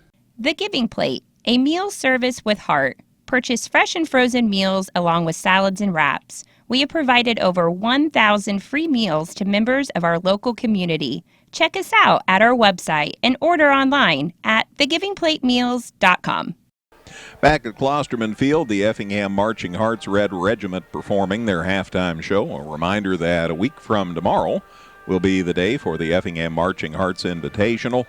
Annually, they have some 24 bands from all over the downstate part of the state competing, and it's a great way to spend that afternoon. So come on out and support the band, and there's always good things to eat and great music to enjoy. So keep that in mind. All right, we've had a chance to go through the scoring. Dustin has lots of stats out of that first half. Yeah, Greg, actually, Effingham outgained by Lincoln in that first half of play. The Railers 220 yards to Effingham's 211, but Lincoln ran 41 plays, Effingham just 21, so the averages favor the Hearts. Effingham ran the ball 15 times in that first half, gained 69 yards on the ground, 4.6 yards per attempt, with one of their scores coming in the running game. Lincoln 29 rushing attempts for just 88 yards, 3.1 yards per attempt. As far as passing, Effingham did a bunch of its damage in the passing game, despite only putting the ball in the air 6 times. 4 of those were successful for 142 yards and 2 scores. Lincoln has thrown the ball well, 12 passing attempts, 8 of them completed for 132 yards, and the Railers only score of the game. But Effingham, again, able to chunk off basically 10 yards per offensive play, while Lincoln, despite outgaining, Effingham was only picking up about 5 per play. Obviously, Hearts moving the ball a little bit better. Let's take a look. Really not a lot else to speak of. There were no turnovers in this first half, so don't have to talk about that. Penalties, though, were a pretty big story for Lincoln. Penalized 8 times for 70 yards in that first half, including a number of times on its opening possession. Now, I should have done this, Greg, before I started, but I'm going to count up Lincoln's plays on its opening drive, because they ran 1, 2, 3, 4, 5, 6, 7, 8, 9, 10, 16, 17, 18, 19, 20, 21 plays on their opening drive, 8 minutes and 13 seconds. But the problem is that they were penalized 4 times for, it looks to me like 25, 40 yards. And so that they were as close as Effingham's 6, but got called for holding and never were able to recover, despite the fact that they ran a really good pass play that almost got them back in after all that. But then Effingham, like you talked about, a 98-yard drive right after that, or 97-yard drive rather, to get on the scoreboard. So deflating for Lincoln. So those penalties, a big part of the story for them. Effingham penalized just 1 time for 10 yards in that first half. So the time of possession is obviously going to favor Lincoln. They had the ball for 16 minutes and 19 seconds. Effingham just 7 minutes and 41 seconds. But of course the Hearts have the 21-8 lead. Let's take a look at some individual numbers, shall we? Lots of different guys to talk about for Lincoln. Keon Carson, 48 rushing yards on 9 attempts in that first half. Anthony Gandolfi, 24 rushing yards on 8 attempts. Isaac Decker, 15 yards on 3 carries. Justin Walkendorf had a run for 3 yards. And Elijah Paulus, the Lincoln quarterback, ended up losing 2 yards on his 8 attempts, thanks in large part to a couple of sacks that threw him back a total of 16 yards between the two of them. As far as passing the ball, Paulus is, again, 8 of 12 for 132 yards and a touchdown. That touchdown was a 33-yard strike to Jaden Ledley. That was Ledley's only catch. Jaden also caught a 2-point conversion in the first half. Scotty Batten, 4 receptions for 56 yards. He was the leading pass receiver for the Rail Splitters in the first half, but then Trey Schilling had a catch for 12 yards. Carson had a catch for 26 yards, and Isaac Decker had a reception for 5 yards. So 5 different guys ran the ball for the Railers, and 5 different guys caught passes in that first half. Ledley, he punted once in this game. He's got the only punt between the two teams, and it wasn't a particularly good one, just a 14-yarder. Of course, he was he was not done any favors by the snap, and then he had to get rid of it in a hurry. But the only punt of the game, a 14-yarder for Ledley. Isaac Decker with a 25-yard kickoff return for these Rail Splitters. Switching gears to Effingham's individual statistics now. Running game has been fairly quiet so far. John Westendorf, 26 yards on 5 carries. Keegan Baker, 24 yards on 6 carries. And Tanner Pontius, the quarterback, 19 yards on his 4 attempts. He did score the Hearts' lone rushing touchdown of the first half. That was a 6-yard score. But Pontius has thrown it well. 4 for 6, 142 yards, and 2 scores. One of those, a 25-yard touchdown pass to Evan Weymouth. That was Evan's only catch of the half. The other 3 receptions belonged to Armando Estrada. Estrada, 3 receptions for 117 yards and a score, including a 40-yard touchdown catch. That was great, but the 52-yard reception he had after that set up Effingham's 3rd score of the half was a thing to behold. Again, that was a ball that was kind of just thrown up for grabs as much as anything, and Estrada went into traffic amongst at least a couple of white jerseys, maybe 3 by the time the ball came down, and he was able to come away with it and set up that big answer for the Hearts after they allowed Lincoln's first score. So really, Armando Estrada has improved week to week in the receiving game. He's already a valuable part of the team as the kickoff man and now the extra point and field goal man. And now he is pretty clearly their most dangerous pass receiver as well. So he has kicked off 4 times tonight. 3 of them went into the end zone. The other one was taken at the 4-yard line. So he's done an excellent job in the kickoff game. And John Westendorf, the only kick return of the first half for the Hearts, that was a 17-yarder.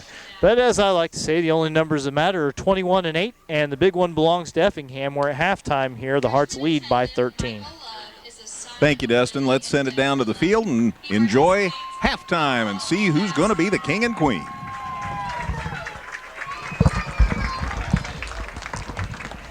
Introducing freshman core Sarah Herzl and Michael Love.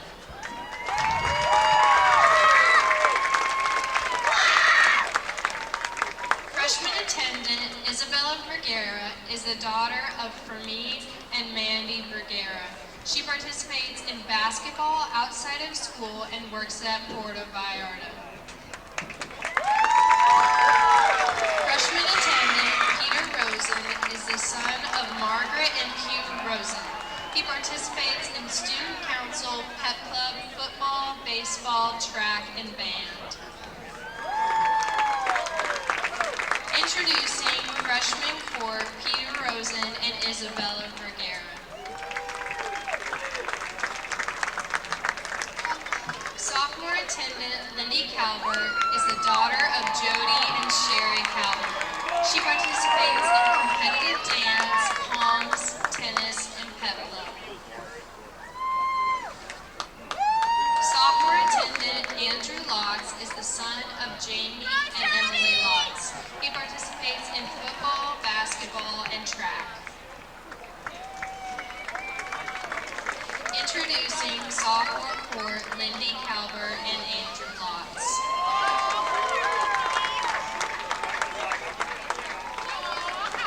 Sophomore attendant Taya Miller is the daughter of Allison Mars and Levi Miller. She participates in modeling and cheerleading outside of school. Sophomore attendant Camden Raditz is the son of Jim and Tara Raditz. He participates in baseball, Fellowship of Christian Athletes, and pep club.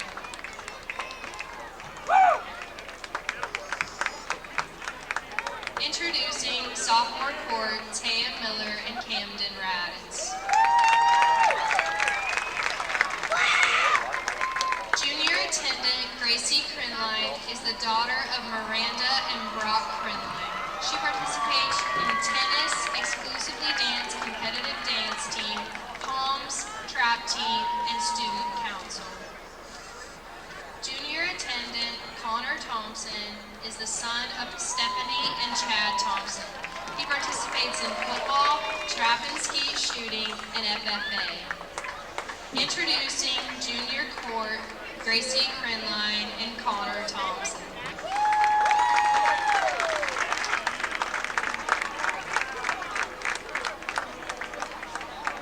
Junior attendant Emma Thompson is the daughter of Lisa and Wally Thompson. She participates in basketball, book club, pep club, and youth group at her church. Junior attendant Jonah Sporletter is the son of Jim and Paula Sporletter. He participates in Scholar Bowl and Kim Club. Introducing junior core Emma Thompson and Jonah Sporletter.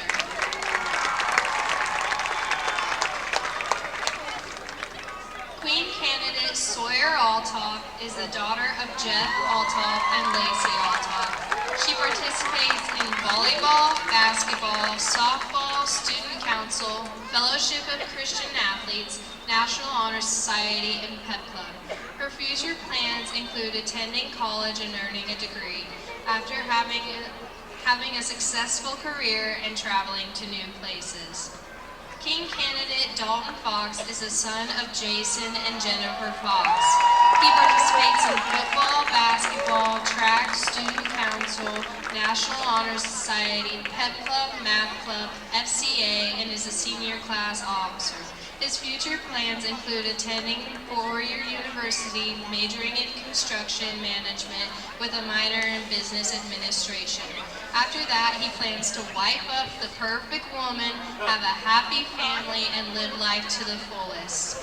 Introducing Senior Court, Sawyer Althoff, and Dalton Fox.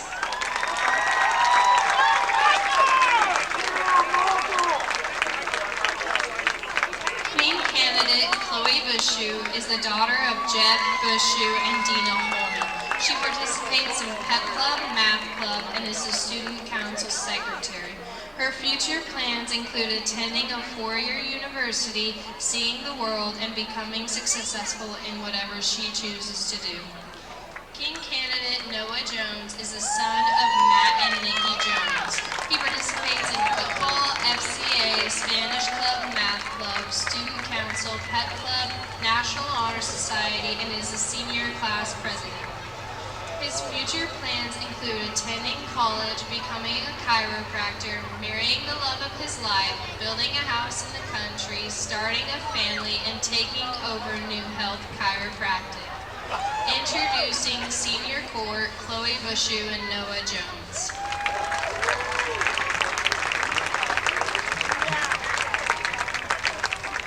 Queen candidate Krista Phillips is the daughter of Glenn and Jenny Phillips. She participates in volleyball, basketball, track, student council, National Honor Society, Pep Club musical, and band.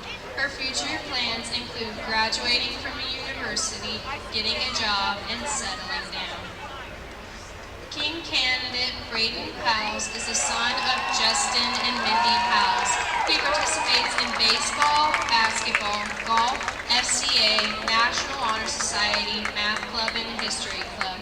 His future plans include going to Lakeland for 2 years to play baseball, transferring to a four-year university, becoming a cardiologist, and marrying the girl of his dreams. Introducing Krista Phillips and Braden Powles.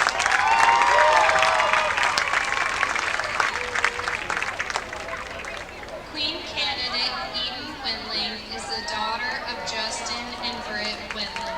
She participates in varsity tennis, student council, Pep Club, and Math Club. Her future plans include attending a four-year university, pursuing a career in law, starting a happy family, and traveling the world. King candidate Cohen Woods is the son of Carmen Woods. He participates in football and Math Club. His future plans include going to college for electrical engineering and eventually starting his own business. Introducing seniors Eden Wendling and Cohen Woods.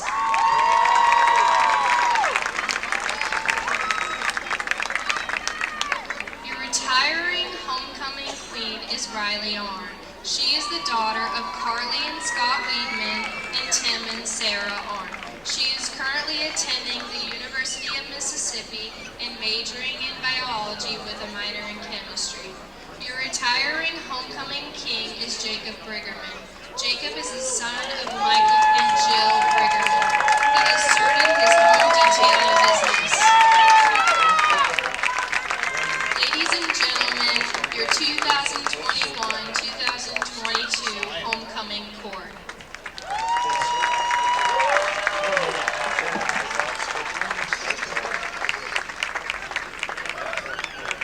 Now for your king and queen. The 2020-21 homecoming queen and king are Krista Phillips and Noah Jones.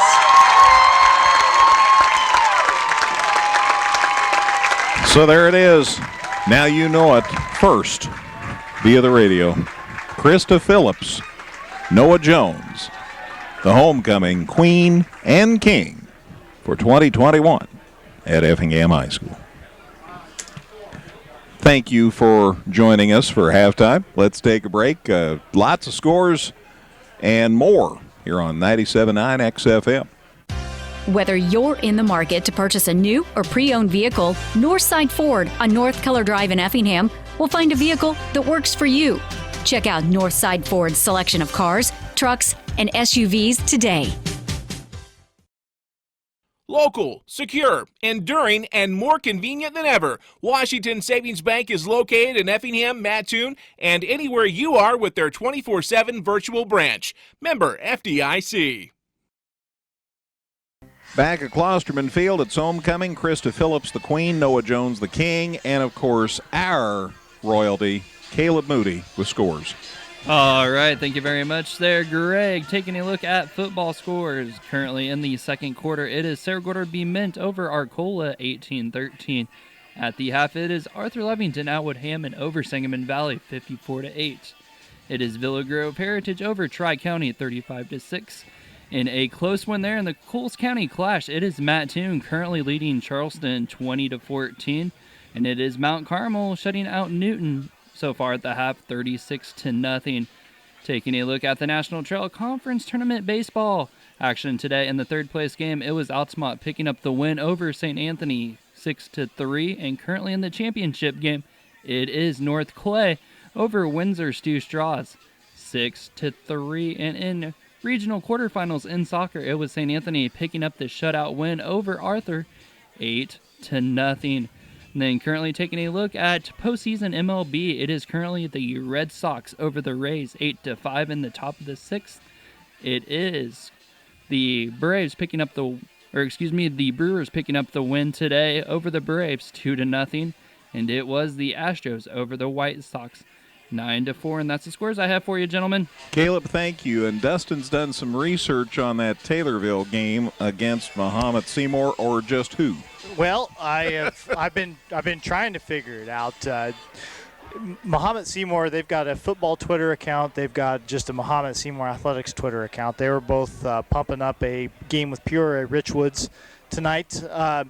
I went to Peoria Richwoods athletics website, and they were originally supposed to play Urbana today, and they've got that shown as canceled, and then they've got Muhammad Seymour on there.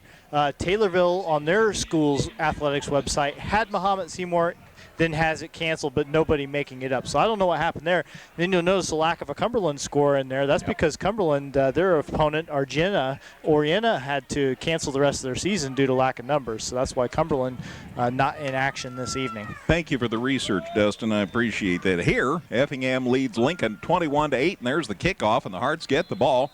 It's kind of a squib kick, and the Hearts roll on it, and it's covered up out there by Miles Maxiden. Covered it up, and Hearts are going to have good field position to start this second half. They'll start it at their own 35-yard line. Yeah, short kick.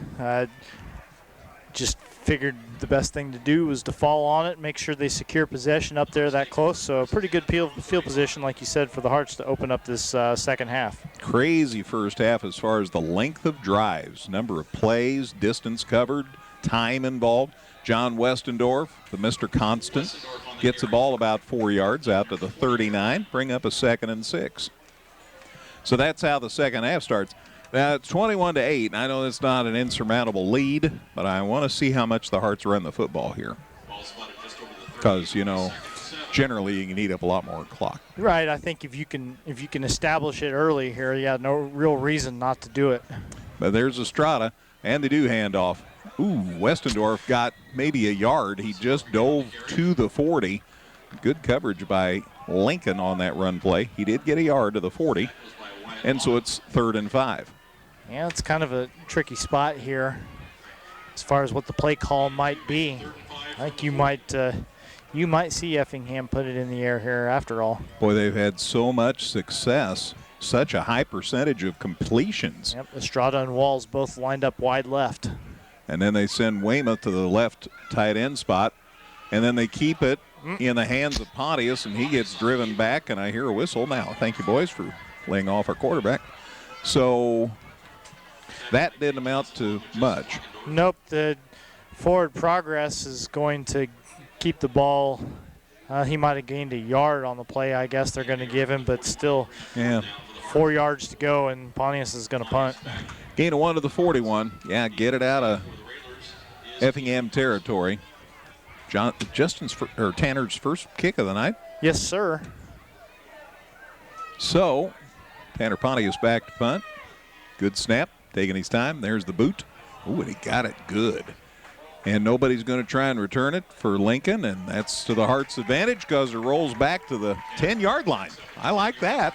Yeah, that's a 49-yard punt right there. So a doozy of a punt by Tanner Pontius. And it's 1st and 10 for the Lincoln Railers at their 10. Yeah, they had Keon Carter back there deep, but not near deep enough. That one was way over his head, and he didn't even make an attempt. He just decided, no, I'm going to have to let that one bounce. And Effingham's going to force they're going to force Lincoln to go 90 yards if they want to score here. Looked like a left fielder watching a home run ball go over his head. Never moved. All right, so 1st and 10 for Lincoln at the 10. Again, Altamont won the 3rd place game at the NTC. Championship game still underway, and I want to remind you, you can hear that right now over on KJ Country at 102.3. I'd listen to one online and listen to one on the radio, and you're good to go. Gain of 2 to the 12, and it's 2nd and 8. They go to Carter on the first play of the second half. He's tries to turn it upfield, but didn't have much room to work with. Gets him up to 50 yards on his 10 carries of the evening. Yeah. Next week it's Effingham and Breeze Mater Dei. Used to be game 1, now it's week 8. Looking to throw. Paulus has some time, throwing across the middle. Got a man, and it is caught out across the 40. Yeah, that's a really good catch. Really good catch there for number 13, Isaac Decker, coming back to the middle of the field. 43-yard line. So from the 12 to the 43, a gain of 31 yards. Obviously a first down. So Lincoln moving. They've shown that they can move the football. Oh, certainly. They've got 12 first downs in this game now. Getting it across the goal line's been a problem. Paulus from the shotgun. Fakes a handoff, then gave it on the turnaround, and he got it to about the 45. It ended up being Isaac Decker on the carry.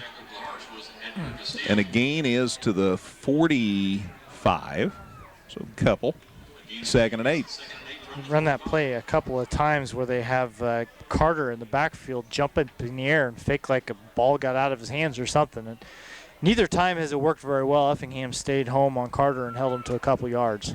Paulus in the shotgun, got a man in motion, faked it again. They're going to throw, and the ball is caught short of the first down. But it's into Effingham territory at Effingham's 49. Keon Carson with the catch from the 45 of Lincoln to the 49 of the Hearts, a gain of 6. They're still a couple of yards shy of a first down. They use all their guys in the passing game and in the running game. They've got several players, Carson, Decker, Ledley, who have all run the well, not Ledley, but Carson and Decker have run the football, but also caught passes out, lined up as wide receivers. Into Effingham territory. 3rd and 2 at Effingham's 49. Paulus throws out here in the flats. It's caught. He does not get the first down. Pass is complete, but Max Nelson was having none of that first down talk. And quick screen that fell a yard short there. Yeah, Decker the catch at Effingham's 48, so they gained a yard, but they needed a couple. So it's 4th down and 1. So let's see what they run here, assuming they're going to run. I would think they must they're probably going to give it a shot here. They're down almost 2 scores. 13-point gain just into the second half, but we've already knocked 4 minutes off this quarter. From the shotgun, they handed up the gut, and he dives forward. He might not have made it. The ball might get loose. Yeah, the line. Boy, I see the spot, and it looks like he got it. Yeah, pretty good look for us from here. The line judge comes up, and they're a good yard or so past the line. Holy moly. Must have been that surge. They give him to the 46, so he got 2. He only needed one. Did Decker take it that time? He Greg? did, I'm sorry. So a gain to the 46 and a new set of downs for the Railers. Paula stays in the shotgun on 1st and 10. Looking to throw. Got time. Now he runs. And the Hearts are after him. Castillo's got him dead to rights. Now he does throw, and the ball's caught for a 1st down. Pretty good job of directing traffic there for Paulus on the run, and it's Schilling that he ends up hitting with that pass, and that's another 1st down. And no holding. Good job by the rest of the team not to overcommit there. They'll give him to the 32, so from the 46 to the 32, a gain of 14 yards. And another 1st down for Lincoln. Hearts in front 21-8, 7:10 to go, 3rd quarter. Lincoln driving. Here's a handoff. Oh, and he got stuffed. Hello. The handoff made, and the tackle was lots more impressive as Nelson's back in there with some help from London Wrinkle, and a loss back to the 35-yard line. Loss of 3 on that. So Decker was the man, and he lost 3. Hi.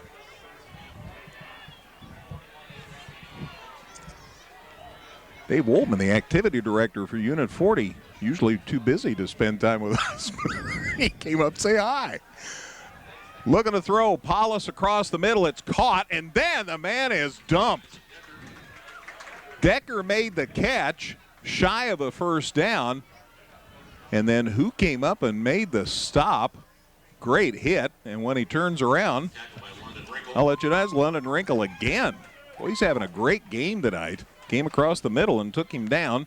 The spot of the football is right at the 25, so a gain of 11. So 3rd and 3. 3rd and 3 at the 25.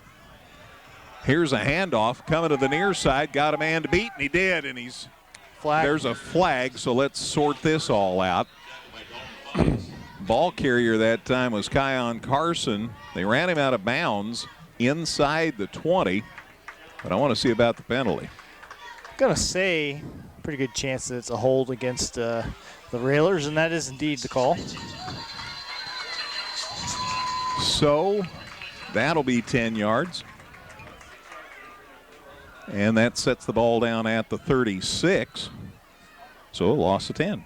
So marked off from the line of scrimmage, Dustin. So walk back 10 to the 36, and it's 3rd and 14. 5:45 to go, 3rd quarter. Hearts in front, 21-8 here at homecoming at Effingham. Looking to throw. Paulus looking to come back, but the Hearts have that blocked, and Logan Heil says hello.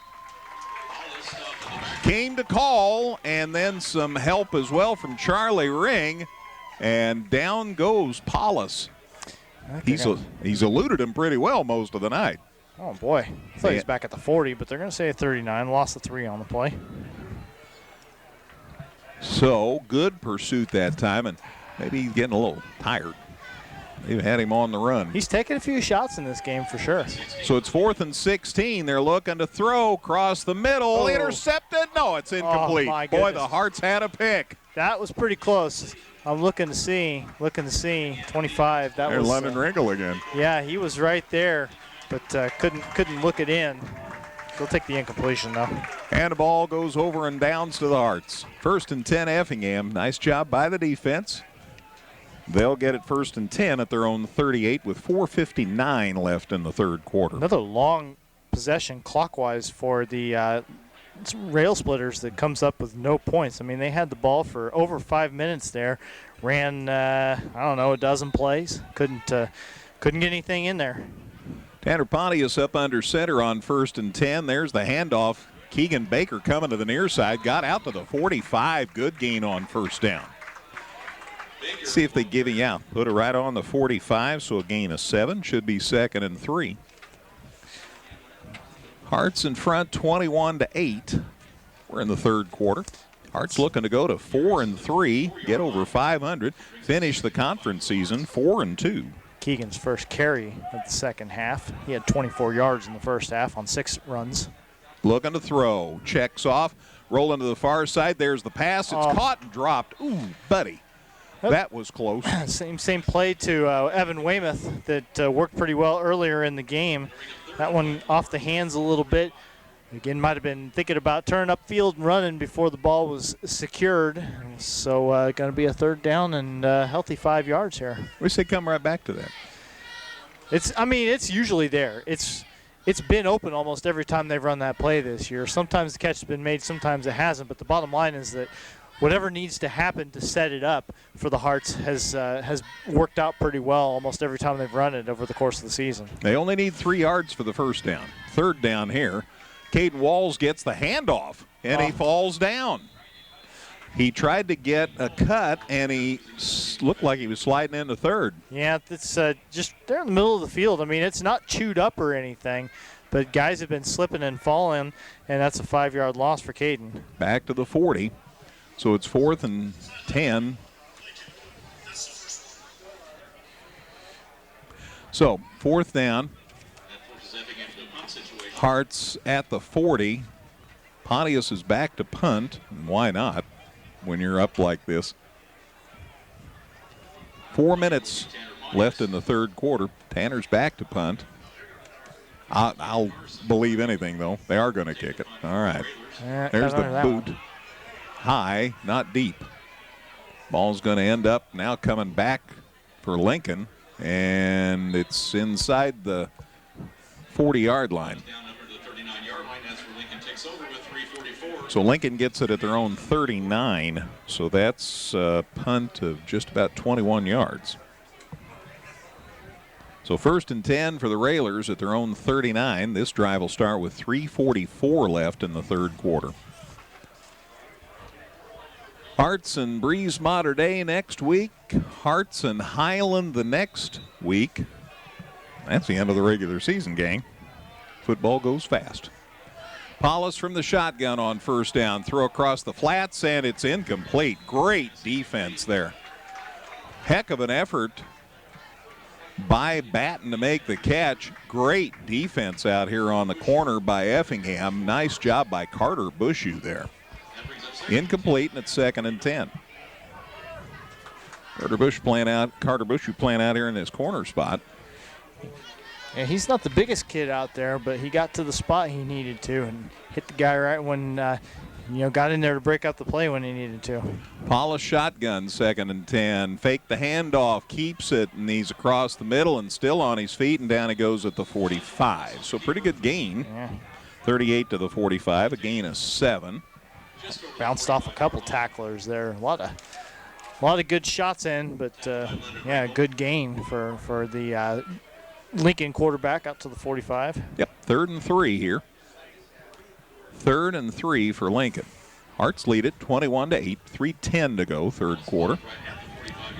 Wrapping up the North Clay Windsor's Two Straws baseball game over on KJ Country. From the shotgun, Paulus handoff, and he got away from a couple of defenders and then ran over one of the Hearts defenders, and that caused him to fall down, so that's okay. Yeah, they switched gears, go to Gandolfi that time. It's his 9th carry. He's a big kid, not a ton of yardage today, but he has certainly made a few Effingham players think about how much they want to tackle him again. Gave him just 1 yard, and credit where credit's due there, Damon Kalber on the stop.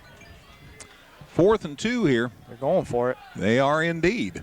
Fake the handoff, rolling to the far side, puts it across the middle, and incomplete. No, it's a catch.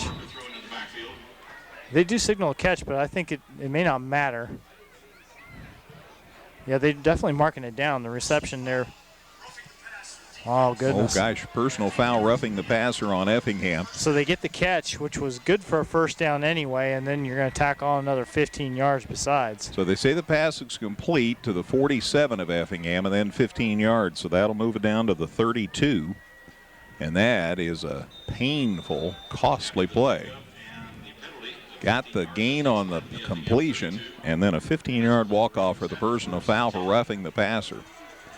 So Lincoln with it at Effingham's 32-yard line, 1st and 10.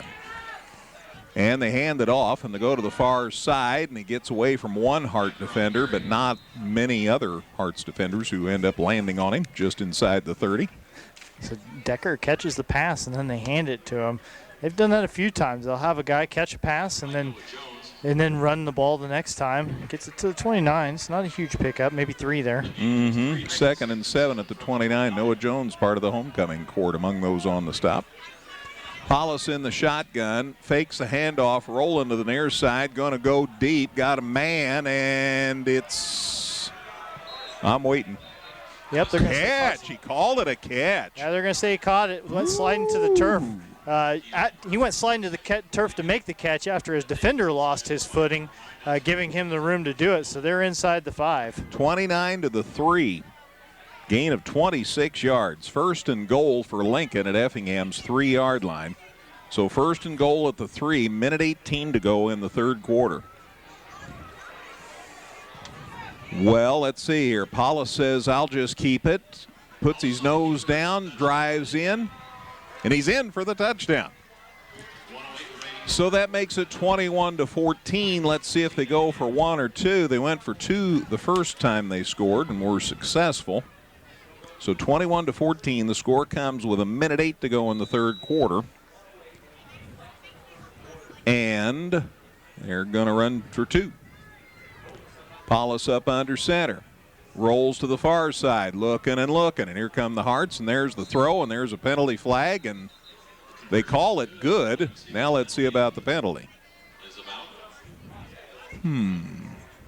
Say the pass play for 2 was successful. But now let's see what the penalty's about. I think it might be against Lincoln because they're not celebrating too much.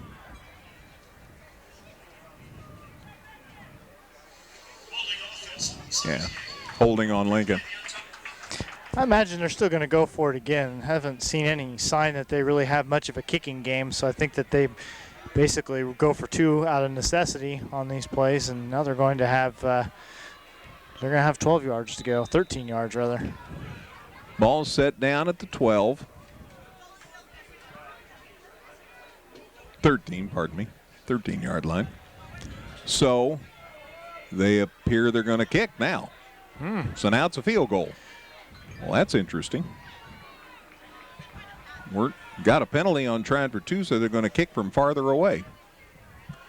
There's the snap, the placement, the kick's up, and it just might be good. And it is. So good work by Jaden Ledley. That's the 32-yard extra point. That makes it 21 to 15. Minute 8 to go, 3rd quarter. Back with a kickoff in a minute on 97.9 XFM.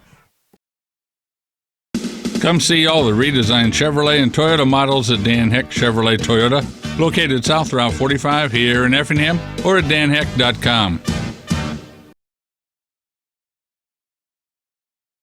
Evergreen Nursing and Rehabilitation Center wishes area teams the best seasons ever. Evergreen has rehab to home suites for short-term rehab following hospitalization. They offer physical, occupational, and speech therapy. Go to Facebook at Evergreen Nursing Rehab for more information. All right, so they kick the extra point. The Hearts get the kickoff here. Connor Thompson, one of the up men, got it and returns it to the 37. And that's where Effingham will set up shop. 1st and 10. Minute 4 left in the 3rd quarter. Tell us about that touchdown I'll tell drive. you that it was a 7-play, 61-yard touchdown drive for Lincoln. 2 minutes and 36 seconds came off the clock. And it's a 3-yard touchdown run for Mr. Paulus there. Thank you. And you already heard the kick was good. And the Hearts run the football, and John Westendorf got it maybe a yard. Call it 2nd and 9. They moved that. They actually, they moved the football back a yard from the 37 to the 36 to start this drive. So, yeah, they've got it set on the 37-yard pickup there for John. Looking to hand off and up the gut, a big run. Westendorf got it out near the 45-yard line. Got a lot of that yardage. No first down, but he got a bunch. They'll mark it at the 44, so a gain of 7, Dustin. And this will be the last play of the 3rd quarter. Caden Walls split out to the far side. Estrada down here to the near side, and they're going to run it instead, and they run it up the gut. And I think Pontius on the keeper got the first down. We've got a pretty good look. I think he made it. Stop the clock with 9 seconds so they can move the sticks. First down to the 46.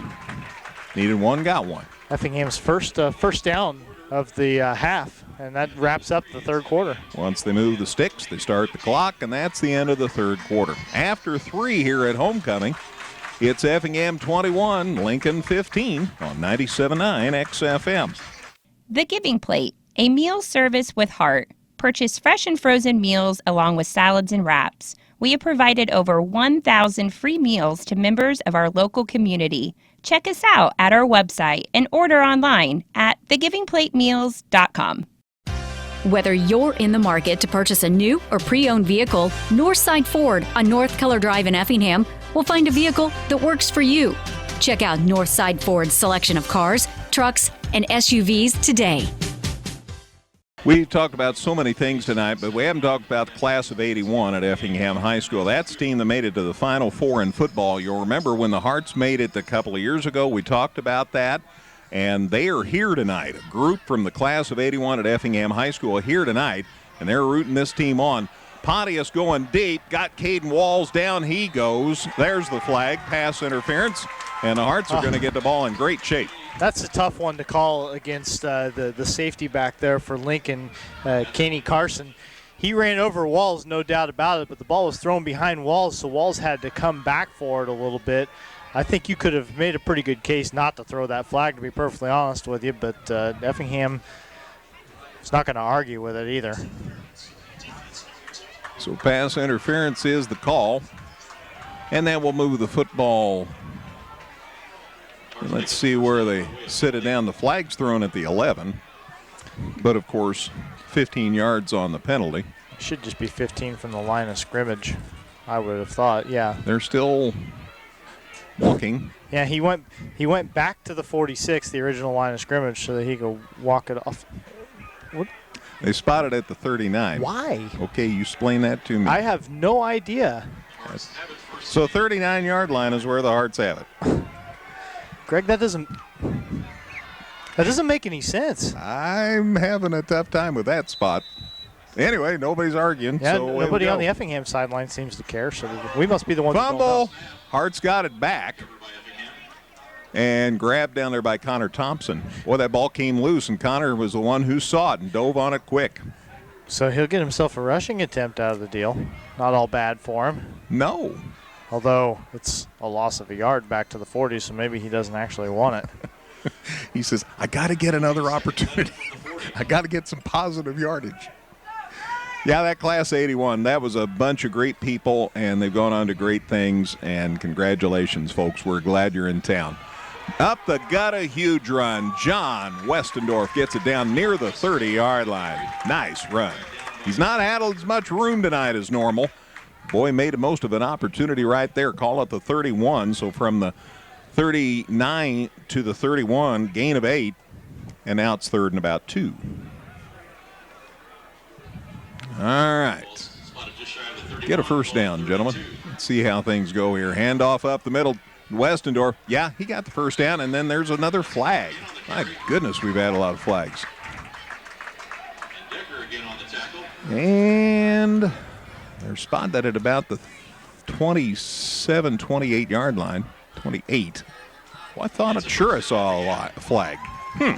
Gain to the 28. That gain of 3, Dustin. Got the yardage they needed. Westendorf again, big hole off the right side of center, and he gets it inside the 25. Nice gain on first down. And people are still peeling themselves off the turf. Call it the 22. So from the 28 to the 22, a gain of 6. It'll be second and 4. Up the gut, coming to the near side. Westendorf, big hole, still on his feet. 5, touchdown Effingham. Boy, he flat out ran a guy over there in the secondary. Got into the second line of defense there and just ran a linebacker flat over and then went into the end zone, taking another guy with him. 22-yard touchdown run for John Westendorf. And he had some fairly modest numbers at halftime, but he's got himself up to 79 rushing yards in this game with that score. A lovely run. Hearts extend the lead to 27-15, and every time Lincoln scored, the Hearts have come back to score. Estrada for the extra point. There's the placement. Kicks up, looks good again, and it is. 28-15 Hearts. 10:03 left in this one. Back with a kickoff in a minute on 97.9 XFM. Local, secure, enduring, and more convenient than ever, Washington Savings Bank is located in Effingham, Mattoon, and anywhere you are with their 24/7 virtual branch. Member FDIC. Come see all the redesigned Chevrolet and Toyota models at Dan Heck Chevrolet Toyota, located South Route 45 here in Effingham, or at danheck.com. There's the kickoff. It goes out of bounds inside the 5. So they'll set this up. The drive, 8 plays, 64 yards, took 3:05 off the clock, highlighted by John Westendorf's great 22-yard run for a touchdown. Estrada's kick for 1 was good, came with 10:03 left in the contest, and the Hearts back up by 13, 28-15. So we'll sort it out here. Got a final on the baseball game. Don't want to forget that. That game aired on KJ Country at 102.3. Glad to have Matt down there for the doubleheader. And Tim Walsh helped out on the broadcasts. And good to hear you.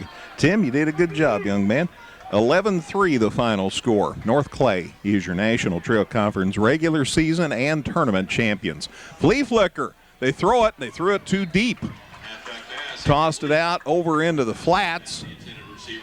And the pass was too deep, incomplete. Yeah, threw a lateral pass over to number 17, I believe, was out there.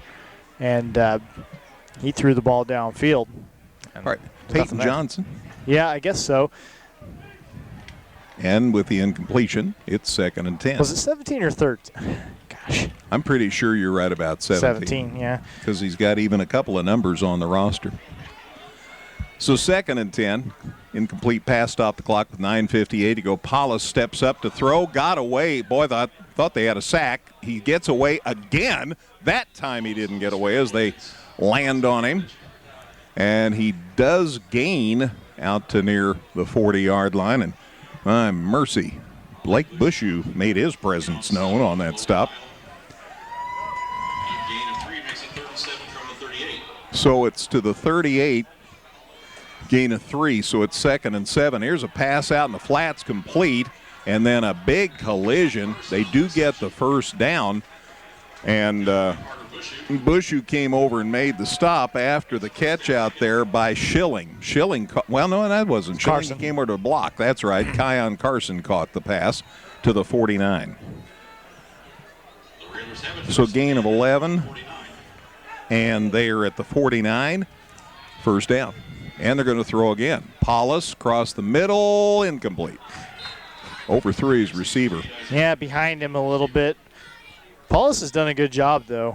16 out of 23 now for 238 yards. He's hit 5 different receivers. He's done well. That throw, however, was not there. He's done a good job of keeping his cool, too. Steps up well on a pass play and has gotten the ball away well tonight. So back to the 49. It's 2nd and 10. 9:10 left in the game. Hearts in front, 28-15. Got a man in motion. There's the snap to Paulus. Looking to throw. Now he's going to come back here, run. Now he's going to throw, and it's caught.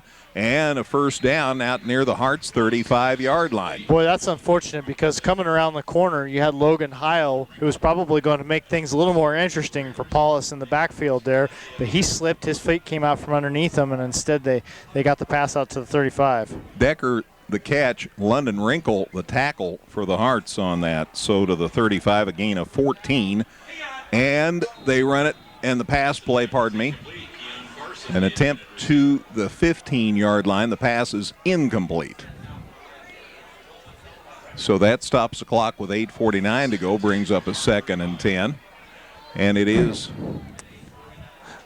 Lincoln picking up the pace a little bit here. Keon Carson was the intended receiver there. Came up empty. Not that the clock is stopped or not, but they were hurrying things up a little bit on these previous couple plays. 8:49 to go. The Hearts by 13. Lincoln with the ball. Paulus looking to throw. Here come the Hearts. He steps up and got away. Now he hits the turf and is tagged out, and a flag. Let's see what that's about. He hit the turf, and he got tagged out by Riley Crane, who literally flew over him and touched him. So he was down, and then that's about the time the flag flew from the backfield. Saw some protestation from the Lincoln players on the field and some conversation with Hefner about what he wants to do. So I'm assuming this is going to go against the Railers. It would be their 12th penalty of the game. That's a bunch. First one in a while. First one, fair? Yeah, first one in a while. But yeah, as they get called, it is a holding call. But yeah, 12 penalties for what's going to now be 125 yards. That's a lot to overcome. Back to the 46, so they lost a yard on the play, and then 10 yards on the penalty back to the 46. So they lost 11 in all, and it's 2nd and 21. And the clock runs again. 8.5 to go. Hearts lead by 13. Paulus from the shotgun. Looking, barking out the signals. Now he's scrambling. The Hearts are after him, and he gets away from one, but not again. And Dalton Fox pays a calling card. Yeah, it's really coming apart for Lincoln up front as Effingham is getting more and more pressure in the backfield, giving Paulus less and less time to think, get anything done, make any sort of reads. He's just running for his life. Lost another yard there. Back to the 47, so it's 3rd and 22 for Lincoln. At the Hearts 47, Paulus going to try again. Heaves it up, and the Hearts may get this one. It's tipped away. Yeah. Great defense by the Hearts. That's a good job out there. That's back there, Caden Walls in coverage. He at a certain point realized he wasn't going to be able to catch that, but he just wanted to bat it away and make sure the receiver couldn't get it either. And yeah, Effingham is blitzing on pretty much every play now, and it is working. It's making Paulus get rid of the football in a hurry or take some shots. So Effingham smelling blood in the water here. They moved it from the 48 to the 46, and it ought to be the 47. Well, who am I to quibble, right? 7:52 to go on the incomplete pass. This happens almost on a weekly basis as you see Effingham jump off sides there. And change the count. A couple of linemen jumped. I've never really been able to understand how they can't keep straight where the line of scrimmage is, but it happens almost once a week. Yeah, I saw Heil and Crane both jump. and then they walk it off to the 40. Okay, from the 47 to the 40. So somewhere in there they knew where the line of scrimmage was. So it does go to the 42-yard line. You have to get a compass here. All righty, so it's 4th and 17, but it's 4th. That's the big thing. Hearts get a stop here, looking to throw. Paulus across the middle. He got a man. The Hearts have a man. Knocked down, but a flag. And good defense by Noah Jones, but I think he may get called for pass interference. He's going to get called for it. I'm not 100% sure I agree with it, but it is what it is. He was must have had his other hand on the receiver as he was reaching around him, kind of the same way you see a guy get his outside hand in the passing lane in basketball. Well, he was reaching around that way with his left hand, and I thought it was pretty decent coverage, but it must have been some contact seen by the official. That would be a 15-yard penalty against the Hearts, or I don't know. Last time we saw a pass interference call, somehow it ended up being like a 7-yard penalty. I don't really understand how that one worked either, but they're going to mark it from the 42. So that'll take it to the 27, and that's still not enough for a first down. But they didn't. They didn't. Yeah, what are they calling? I'm not sure I understand.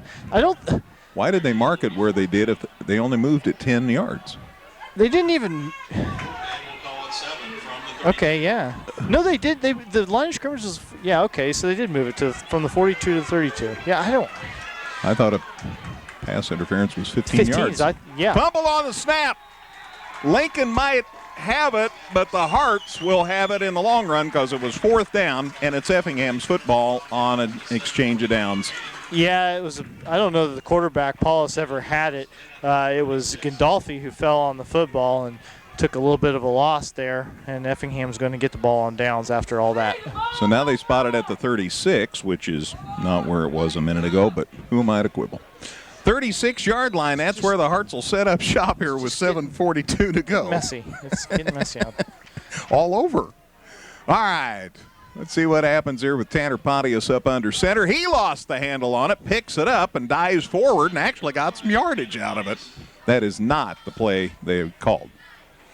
But it ended up on the turf. Tanner Pontius says, I'll fall forward, and he did, by golly, to the 37. So should have got a yard out of it, and it's 2nd and 9. And we're down to 7:20 to play. Hearts lead it 28-15. That's the bottom line when everything else is sifted through. Tanner Pontius up under center. Fakes. Oh, they've got him. Oh, and he got away. Heck of an effort. There's the pass, and it's incomplete. He was dead to rights. Lincoln kid had him dead to rights. He ducked a shoulder, and Pontius got away. Then the pass was over the head of the intended receiver, who I think is Caden Walls, and it ended up incomplete. Stops the clock with 7:02 to go. Pontius had completed his first 4 passes of the game. Now he's been off the mark on his last 4, so 4 out of 8, still stuck at 142 yards. Ball is at Effingham's 36-yard line. 3rd and 9 now. There's the snap to the shotgun. Throwing off the wrong foot, pass is incomplete, and that'll bring up 4th down. Pontius tried to get rid of it. Walls was over there again, and again the pass was short. Tanner threw off the wrong foot. That's why it came up empty, so it's 4th down, and the Hearts had it for about 12 seconds on that drive. Yeah, I mean, not much of an exaggeration there. 44 seconds come off the clock, and they're punting again. But, still up by 13. I just wish that you could have maybe taken a little bit more time off with that possession there. From the 37 is the line of scrimmage. There's the snap. Good snap. Here's the kick. And Pontius got a good foot on this one. It hits at the 30. It's fielded by Lincoln at the 25, and down it goes. That is about a 2-yard punt return. Yeah, for the return man, Carson back there, decided very late that he was going to take that one off the bounce and see if he could do anything with it rather than just let it roll or let it try and kick back. And he might have gotten a handful of yards on the return, but not sure it was worth the trouble of the shots he took. They set it down eventually at the 28. So Lincoln will have it 1st and 10 at their 28. The drive starts with 6:47 left in the game. Effingham leads Lincoln 28-15. Hearts and Mater Dei next Friday night at 7 o'clock. There's the snap. Paulus looking to throw again. Throws to the far side. Got a man there. Knocked away. Good defense by the Hearts. Excellent play, as that's Bushu. And I tell you what, nice work by Carter Bushu tonight in the Hearts secondary. Yeah, we've called his name out a few times, haven't we? Yes, indeed. That stops the clock with 6:39 left, 2nd and 10. It'll be 2nd and 10 from the 28. Hearts lead 28-15, looking for their 3rd straight win, looking to go over 500 and finish the conference season 4-2. That's not bad, folks. There's the snap. Paulus rolling to the far side, looking to throw. There's the pass. It is caught, and there's a flag. Goodness. And let's see what this is about. I see 3 Hearts, but nobody within a mile of anybody for Lincoln, so I'm thinking this might be on the railers. Flag was thrown before the ball was caught. I did notice that it was coming in from the back as the ball was still in the air. So the flag's dropped at the 47. Pass interference on the offense. Well, it's the most offensive pass interference I've seen in any one game. And we'll wait and see where they put the ball down before we figure out how many yards this penalty is actually worth. Pass interference, I thought, is 15 yards. If the rules change, someone let me know. I don't know because 31-yard line is where it is at the moment. Nope, that's not right. I don't think. All right, so it was at the 31. No, it was at the 28. The 28 was the line of scrimmage there. I don't know what they were doing at the 31. The football is now inside the 15-yard line. 13, okay, so that was 15 yards. So that was proper. 13-yard line. All right, 13-yard line, and here come the Hearts. Paulus running for his life, still on his feet. He got away, looking to throw. There's the pass. And it might have been caught over there on the far sideline. Another flag. The pass is complete. That was after the play. So the catch was made out there by Isaac Decker, and then something came in afterwards. He is nowhere near the first down, by the way. No. Even though that was quite a nice catch. Well, Dove and rolled over near the sideline. this last 6 minutes and 20 seconds, this game is going to last another 2 hours the rate we're going. Remember how we were flying along? I think I made the mistake of saying that. Kiss of death. Unsportsmanlike on Lincoln. I'm going to say that something was said to an official at the end of that play. That would be my guess because it came in away from the play. I don't know, but the catch was made. The ball's at the 15. That's all I know for sure. I guess it would make sense. Maybe the play was to the 30 and then a 15-yard penalty. That makes sense. So the gain to the 30 and then walk off 15. That makes perfect sense. Still 6:20 left as we're crawling toward the finish here. That's 14 penalties for 145 yards now for Lincoln. That last one, again, unsportsmanlike. I can't, we're not down on the field, so it's hard to say, but I'm going to guess that some frustration starting to come in for the Railers as they've been called for a lot tonight. Lincoln on their own 15. 3rd and 25. There's the snap. Looking to throw. Here come the Hearts. There's the pass caught and dropped. And the Hearts cover it just to make sure. But it was right across the middle, and it just wasn't caught.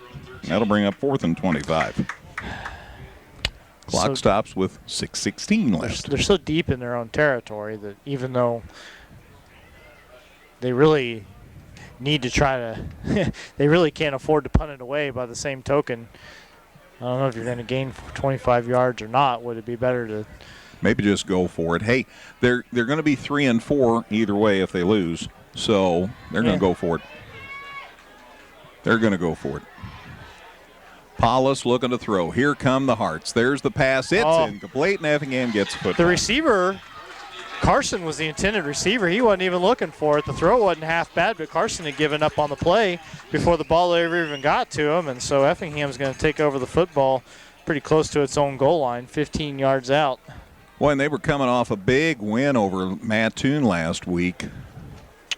I think had high hopes, and the Hearts have done what they can to thwart that. It'll be first down for the Hearts and 10, and they take over at Lincoln's 13-yard line. So knocking on the door of another score here with 6:12 to go. 6:12 as we start this drive. Pontius under center, handoff up the gut. That's Keegan Baker, and he gets to about the 10. Well, that was Keegan. It is Westendorf. Sorry, John Westendorf on the carry. Near the 10, call it the 11, though. Gain of 2, 2nd and 8. And I don't think either team's going to call time now. So 2nd and 8. Hearts with the ball at Lincoln's 11. Handoff up the gut. Westendorf again, still on his feet. Now they drive him back. Got to inside the 10, about the 8 is where the spot is. So a gain of 3 from the 11 to the 8. And that'll make it 3rd and 4-ish. Football at the 8. They try that double stack on the right side of the line, running up the middle. Westendorf inside the 5. Or at the 5. Nope, going to give him inside the 5. I think the 4. Yeah. So from the 8 to the 4, Dustin, a gain of 4 for Westendorf. And that is enough. And the Hearts have it, 1st and goal. 1st and goal at the 4. Only the 4th first down that the Hearts have got here in the second half. But they really just need to punch this one in, and that pretty much will close the book on this game, I would think. Hearts line up in the I. Pontius under center, looking to throw, got a man, overthrew him. Connor Thompson was wide open. Yeah, they were trying to get Connor a touchdown there, and Tanner unfortunately just sailed it. That's 6 straight incompletions, and yeah, they don't come much more open than Connor Thompson was there on the left side. He got lost in there, and boy, oh boy. Oh my goodness. Well, that stops the clock with 4:38 to go. That's another thing. We don't want to be stopping the clock. It's 2nd and goal. See it, they try that again. Pontius up the gut. Keegan Baker right side of the center, and he's in for the touchdown. Keegan Baker, touchdown Effingham. And the Hearts extend their lead to 34-15. Score comes with 4:31 left in the show. Right of center, he took care of the rest. So Baker, the 4-yard touchdown run. And now we'll see about the conversion. You hate to say automatic because then you jinx a kid. But Armando Estrada ready. Boy, that was a tough placement. And the kick's no good. See? What'd I tell you? I even brought it up. They had a tough time getting the ball set. I think the snap was okay, but when the ball was caught, there was some problem Donaldson had in getting it set, and that resulted in things not going well. So the conversion is unsuccessful, but the Hearts have the lead to 19. 34-15 Hearts, 4:31 to go. Back with a kickoff in 30 seconds, Caleb, on 97.9 XFM. Evergreen Nursing and Rehabilitation Center wishes area teams the best seasons ever. Evergreen has rehab to home suites for short-term rehab following hospitalization. They offer physical, occupational, and speech therapy. Go to Facebook at Evergreen Nursing Rehab for more information. The Giving Plate, a meal service with heart. Purchase fresh and frozen meals along with salads and wraps. We have provided over 1,000 free meals to members of our local community. Check us out at our website and order online at thegivingplatemeals.com. All right, here's the kickoff. And it's a dandy, and it goes into the end zone for a touchback. So out to the 20. And that's where Lincoln will set up shop here with 4:31 remaining. Hearts just scored on a 5-play, 13-yard drive. Took a minute 41 off the clock, highlighted by Keegan Baker's 4-yard touchdown run. Estrada's kick was unsuccessful, but the Hearts are up 19 now, 34-15, and just 4:31 remaining. Finals in on the championship game of the National Trail Conference Tournament, 11-0, And 11-3, pardon me. And Scott on the PA system just now gave us some more insight onto what was going on with Mount Zion and Taylorville. Taylorville had to forfeit the game because of COVID issues, and so Muhammad picked up that game with Peoria, Richwoods. That's the deal. So they could play. Good. Thank you. Paulus looking to throw, gets it gone. It goes incomplete. He was going to get pasted had he not gotten rid of it. Hasn't been the easiest for Taylorville to come through all the COVID stuff, has it? No, gosh, no. Taylorville lost a game with us in the spring because they had COVID. And they had some tragedy in their high school as a result of it. Yep. All right. That was a intentional grounding. Yep. So loss of down besides the penalty on intentional grounding. So a 5-yard walk-off. The football's back to the 15 now. And then they'll walk it 5 more. They do that. It's kind of weird. They walk 5 and then they walk 5 more. And Lincoln wants time. Timeout, Railers, 4:23 remaining. It's Effingham 34, Lincoln 15 here on 97.9 XFM. Whether you're in the market to purchase a new or pre-owned vehicle, Northside Ford on North Keller Drive in Effingham will find a vehicle that works for you.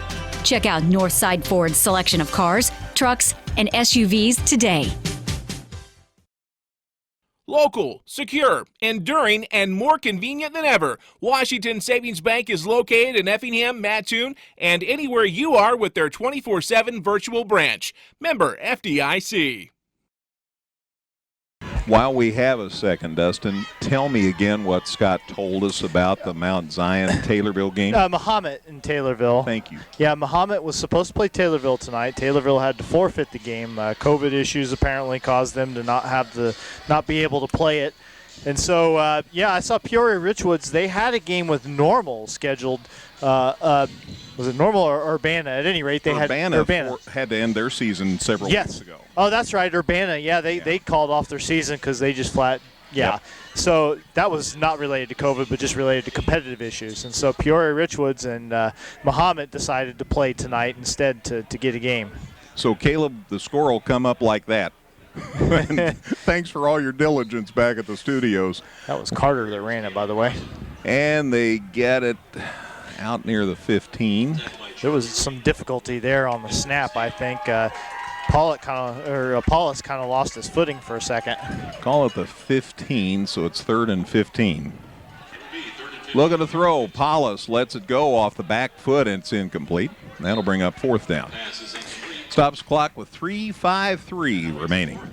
Paulus at this point is just having to get rid of it because he doesn't have time to do anything else. I mentioned Effingham has really stepped up the pressure in the second half, and as well as Paulus threw the ball, at one point he was 15 of 21 for 227 yards, but they've really clamped down on him since then.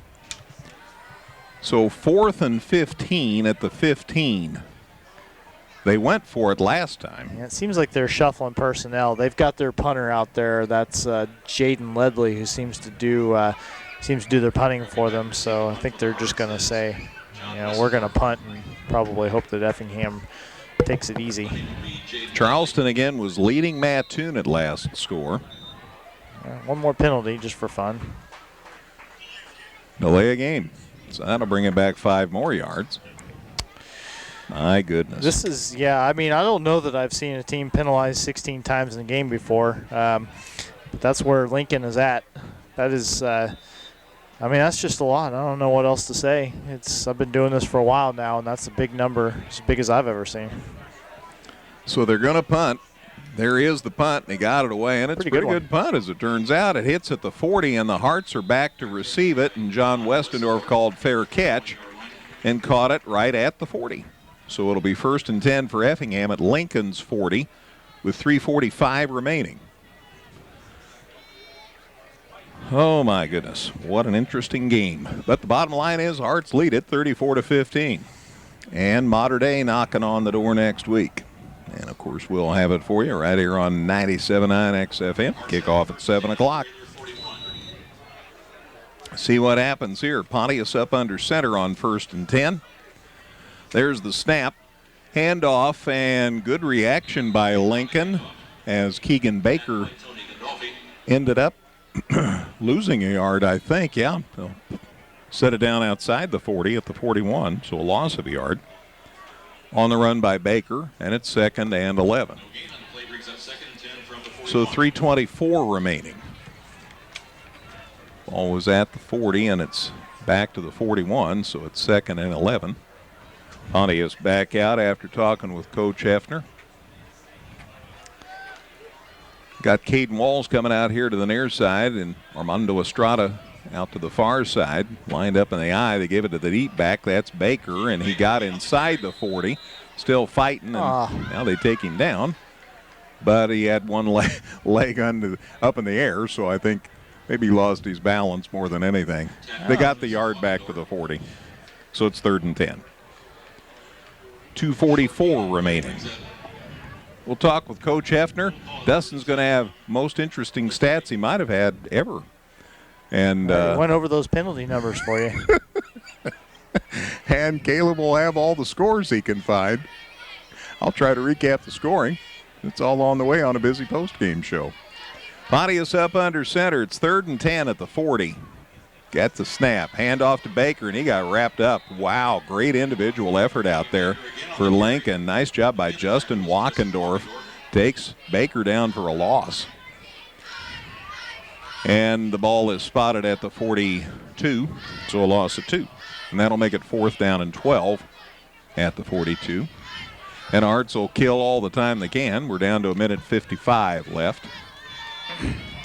Yeah, it is 4th down, so. Yeah. I guess they'll kick, and there goes Pontius back into punt formation. 10 seconds left on the play clock. Might even take delay a game here. Down to 4, down to 3, down to 2. There's the snap, and Pontius gets the kick away, and it's a nice one, and it goes over the kid's head and bounces into the end zone for a touchback, and it'll come out to the 20 with 1:26 remaining in this one. 34-15 Hearts with a big lead, and only 1:26 remaining. Heading down to Breeze. Another turf field. I think they were about the first in the area that we ever played, right? Yeah, I believe that was about the first time we ever saw one on a high school field. Pretty soon there's going to be 3 teams in the Apollo Conference with him. Yes, sir. Taylorville has one now. Mount Zion has one. Mattoon's working on one. 1st and 10 at the 20. Minute 26 remaining, so all we're doing is deciding the final score here. The beleaguered Elijah Paulus back to throw, and he lets it go when he's got a man, and did he catch it or not? Nah, it fell down. Incomplete. He had dickens of a time trying to stay in bounds, but it ended up incomplete. Good coverage back there by Damon Calber. He's been a busy guy in the secondary. Incomplete pass stops clock with 1:19 to go, brings up 2nd and 10. Down to Breeze. We go to Greenville, unless Greg misses the exit, and then head south down. That's only happened once. To, thank you. And then. Since I've been with you anyway. They roll to the far side. Now Paulus is going to run. He says, oh, dear. Down he goes. Max Nelson on the stop. Old number 8. Of course, he will be famous for his life for that play he made to save the game at Mount Zion last week. Paulus to the 23, so a gain of 3. 3rd and 7. Down to 50 seconds in this one. Paulus from the shotgun. He's saying, I got one more left here. Here come the Hearts. There's the pass. It's caught. And he's running up the field and gets away from several people. And now they get away from everybody. Bushu's got an angle on him. He got away from one defender. Let's see if Bushu can get him. And he does. Oh, he drove him out of bounds. Heck of an effort over there by Carter Bushu. He saves the touchdown. 18, knocked 18 out of bounds. Tony Gandolfi ran a long way after that catch. And they set it down at the moment at the 15-yard line, but I'll wait. 15-yard line. So that's 28 and 35, and that's 63 yards. That's a nice play. Down to 31 seconds left. 1st and 10 for Lincoln at the Hearts 15. Hearts in front 34-15 here on homecoming night. Low snap, but he's got it. Pass out here in the flats is caught about the 10. He gets away from one defender and another defender and walks into the end zone. A couple of guys fell down. And once again, Lincoln's on the board. The touchdown gets them within 34-21 with 24 seconds left. Nice catch and run after the catch by Keon Carson. And let's see what they do here. They've gone for 1 and 2. Depending upon the situation, they're going to kick. So the kick here by Jaden Ledley. Score comes with 23.7 seconds left. Here's the kick. Looks good, is good. 34-22, back with a kickoff in 30 seconds here on 97.9 XFM. Come see all the redesigned Chevrolet and Toyota models at Dan Heck Chevrolet Toyota, located South Route 45 here in Effingham or at danheck.com. Evergreen Nursing and Rehabilitation Center wishes area teams the best seasons ever. Evergreen has rehab to home suites for short-term rehab following hospitalization. They offer physical, occupational, and speech therapy. Go to Facebook at Evergreen Nursing Rehab for more information. All right, Carson caught a 15-yard pass. Kick's good. And that makes it 34-22. And how about the drive, sir? Yeah, 4 plays and 80 yards for Lincoln. Took it just 1 minute and 2 seconds to complete. All righty. So we're down to 23.7 seconds left, and here's the kickoff. Hart still in front, 34-22. So all Effingham has to do is get the ball here and run out the clock. It's really that simple. Here's the kick. And they go 10 yards, and it touched a Hart, and then they dive for it at midfield. I think Effingham did end up with it. Boy, the kicker just kind of poked at it, and it hit a Hart, one of the Good Hands kids up on the front, and it came off him. And the Hearts do recover the football, and they get it 1st and 10 at midfield. And I said it was that simple, but it almost wasn't that simple, Dustin. Got a little scary there. Anyway. Jacob Weaver, I think, might have been the guy who came out of there with it. I'm not 100% sure. It's quite the scrum. So it's 1st and 10 for the Hearts at their 49, 21.2 seconds, and should run one play, and then the Hearts can go home happy on homecoming. Again, the dance tomorrow night from 8 to 11. Krista Phillips and Noah Jones, in case you're wondering. They're the royalty this year. Handoff Keegan Baker, and he dives and drives and gets it into Lincoln territory, and that's how the game will end on Keegan Baker's run to the 47-yard line. So from the 49 to the 47, that's a gain of 4 for Keegan Baker, and that's the show. Hearts win their 3rd straight. They go over 500 at 4-3. They finish the Apollo Conference season at 4-2. Dustin stats, Caleb scores, my scoring, and a visit with Coach Hefner, all on the way on the postgame show in a minute here on 97.9 XFM. The Giving Plate, a meal service with heart. Purchase fresh and frozen meals along with salads and wraps. We have provided over 1,000 free meals to members of our local community. Check us out at our website and order online at thegivingplatemeals.com. Whether you're in the market to purchase a new or pre-owned vehicle, Northside Ford on North Keller Drive in Effingham will find a vehicle that works for you. Check out Northside Ford's selection of cars, trucks, and SUVs today. This is the Pro Rehab Postgame Show. Pro Rehab is your best choice for physical therapy. Call 217-606-3004. Back at Klosterman Field on homecoming night, and the Hearts make it a happy homecoming as they get the win here tonight by a count of 34-22 over the Lincoln Rail Splitters. The Hearts improved to 4-3 on the season, their 3rd win in a row. They end the Apollo Conference season at 4-2, heading to Breeze Mater Day next Friday night, and then home to Highland to end the regular season. And will there be playoffs involved? Well, Hearts certainly are getting themselves in a position where that could happen. And Dustin, I know you're working like a champ over there, but one thing that it was visited on me this week, with the lack of teams this year, a 4-win season just might get somebody in the playoffs if you're filling out the bracket, and so who knows?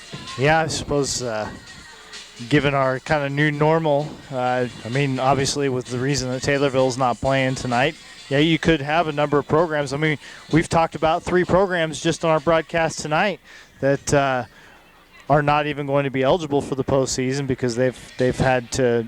Well, I guess Taylorville doesn't make 3. 2 for sure that are having to pack it up because Argenta, who was supposed to play Cumberland tonight, having to call off the rest of their season. Urbana not able to finish its season. And Taylorville got to be in limbo, you would think, in Week 7 if you're not able to play.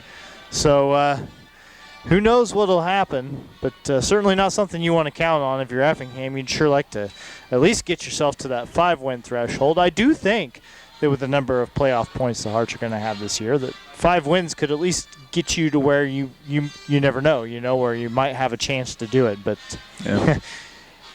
Big task coming up. The good thing is you go into it with a winning streak to try and figure it out. Absolutely. All right, I'll let you get back at it.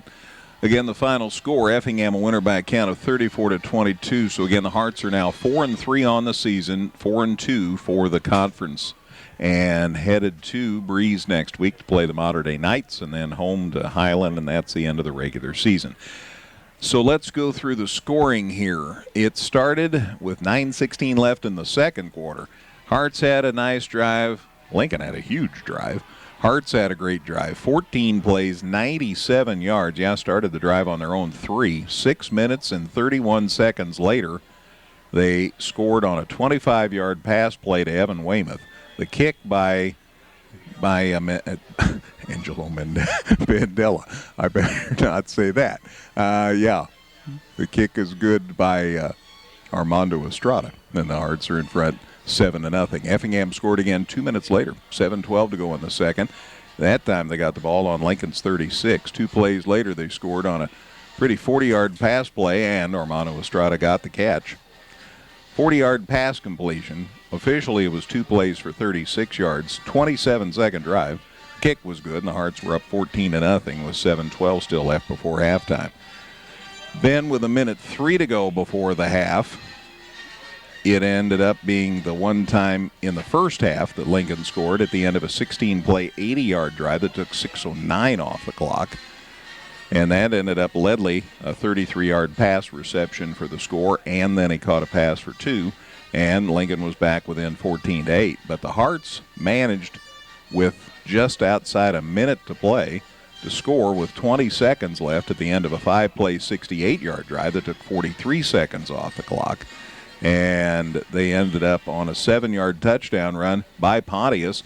He had thrown twice and been empty on both, decided to run it on the next down and took it in 7 yards out and scored. The kick was good, and the Hearts were up 21-8. The next score came with 1:08 to go in the third at the end of a 7-play, 61-yard drive, and that was Effingham on the front end of a play and got a 3-yard run play that was successful. And that's incorrect. I wrote it down incorrectly. Lincoln scored. Paulus scored with 1:08 left in the third quarter on a 3-yard run. The kick was good. A 7-play, 61-yard drive that took 2:36 off the clock, and that got Lincoln back to within 21-15, but that was as close as they got. Then the Hearts scored with 10:03 to go in the fourth quarter at the end of an 8-play, 64-yard drive, took 3:05 off the clock. John Westendorf took it in from 22 yards out. Armando Estrada's kick was good, and the Hearts had it up 28-15.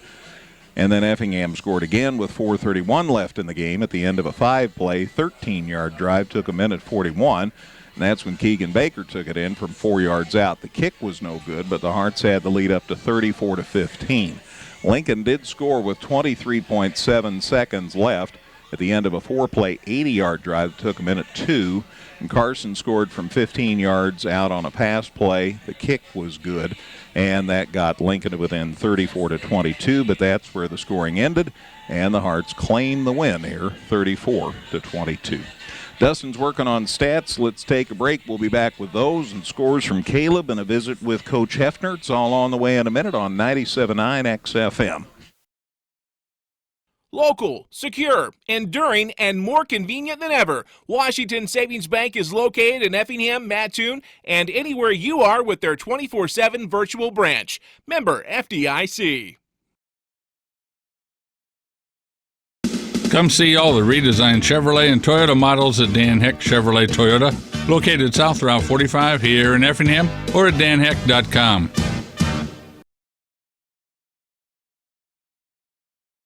All right, back at Klosterman Field. Final score, Effingham 34, Lincoln 22. Lincoln 3-4, Hearts 4-3, and they end the conference season 4-2. And that's pretty healthy stuff because it's been an interesting Apollo Conference season. We'll remind you again, we head to Breeze next week to play the Mater Dei Knights. Kickoff at 7 o'clock right here on 97.9 XFM. And then the next week, it'll be back here to host Highland, and that will be senior night. So football goes fast. Dustin? Effingham was outgained tonight, Greg, by a pretty healthy margin, 451-284, but that's because Lincoln ran 80 plays to Effingham's 47 tonight.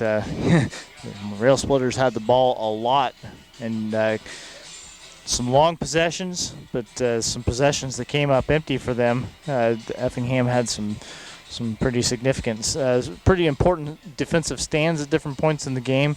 Outgained 451-284, but again, the Rail Splitters ran 33 more plays in this game. The Hearts ran the ball 37 times tonight for 142 yards, 3.8 yards per carry, 3 scores. Lincoln ran the ball 45 times for just 105 yards, 2.3 yards per attempt and 1 touchdown. In the second half, Lincoln gained 17 yards on 16 rushing attempts, so pretty much nothing there for them on the ground. Effingham's passing was really healthy in the first half, and then they didn't complete any in the second half. Ended up completing 4 of 10 passes in the game for 142 yards and 2 scores. Lincoln passed the ball 35 times tonight, 18 times successfully for 346 yards and 2 scores. First downs, Effingham had 14 of those, 10 on the ground, 4 through the air. Lincoln, 20 first downs tonight, 9 in the run game, 11 by the pass. No turnovers tonight. That was good. Penalties, there were just a bunch. Not so many for Effingham. 4 penalties for 40 yards. Lincoln penalized as much as any team I've ever seen in a high school game. 16 penalties for 160 yards, including 4 times on their opening drive. Again, that was a possession that covered approaching 20 plays, if not more. Took more than 8 minutes off the clock. Got stalled out on the Effingham 3-yard line. But yeah, penalties were a huge part of that. They were penalized 4 times, and that 4 of their 16 penalties for the night. Time of possession favored Lincoln heavily, as it turns out, 28 minutes and 47 seconds to 19 minutes and 13 seconds for the Hearts. Let's take a look at some individual numbers. 51 yards on 13 carries. That was the night for Keon Carson. He was the leading rusher for these Rail Splitters. Tony Gandolfi, 21 yards on 10 carries. Isaac Decker, 22 yards on 6 carries. Justin Wackendorf had a 1 rush attempt for 3 yards, and Elijah Paulus, the quarterback for this Railers club, 8 yards on 15 carries. He did score their 1 rushing touchdown of the night. That was from 3 yards out. Paulus, 18 for 34 passing tonight for 2 scores, 346 yards. One other pass was thrown in this game. They ran a little halfback pass play on Peyton Johnson was the man who threw the pass. That one was incomplete. So 35 pass attempts total for Lincoln. Most of them, of course, made by Paulus. And he had a lot of targets tonight. 6 different guys, in fact, caught passes. Gandolfi, we mentioned him. He had 1 catch for 62 yards. That was the long play of the night for Lincoln. But they also had Isaac Decker make the most catches at 7 receptions for 85 yards. Carson, 5 catches for 84 yards, including a 15-yard touchdown reception. Scott Batten was their leading receiver early, 56 yards on 4 receptions. I think that might have all exclusively happened in the first half. Maybe there was one play where he caught a pass, and then there was an unsportsmanlike that came right after it. That might have been early in the second half, but not much of a factor in the second half of play. Trey Schilling, 2 catches for 26 yards. Jaden Ledley, can't forget him because he had a catch. His lone reception of the night was a 33-yarder, but that was good for a touchdown as well. So, again, half a dozen different Lincoln receivers caught passes tonight. Ledley punted twice, 44 yards total, so 22-yard average. His second one was much better than his first. First one was 14. Second one was 30. Carson had a punt return for 4 yards. Isaac Decker had a kickoff return for 25 yards. Looking at Effingham's numbers, John Westendorf. In Effingham's victories, he has typically racked up some triple-digit yardage. Now, it wasn't quite there for him tonight, but he picked it up in the second half. 88 yards on 16 carries, including a 22-yard touchdown run. Some really big runs as Effingham created some separation there in the second half. So sometimes it's not all in the totals, but when you make the good pickups. So he had 88 yards on 16 carries. Keegan Baker, 37 yards on 12 carries. Each of them scored a touchdown. Tanner Pontius, 23 yards on 7 carries. He scored a touchdown from 6 yards out. Caden Walls lost 5. Connor Thompson lost 1. Coach Hefner's up here, but I'm going to get through these real quick. Pontius, 4 for 10 passing, 142 yards and 2 scores.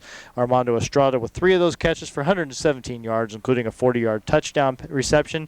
Evan Weymouth had the other catch. That was a 25-yard touchdown catch. Tanner Pontius, 112 yards worth of punts tonight on 3 attempts. That's a 37.3-yard average. I want to mention Armando Estrada's 4 touchbacks on the kickoff game tonight. And I think that'll do it. We got through all those. We wanted to do that. We didn't want to break it up. But Coach Hefner's up here now. He's ready to talk about another Effingham win, and we're going to let him. Thank you, Dustin. Appreciate that. A mountain of stats to go through. It's such a strange game. But all's well that ends well, right? Yeah, it ended. You're right about that. You're right. You're right. What a game. Congratulations, though. Yeah, need to probably take a few deep breaths, and, it's,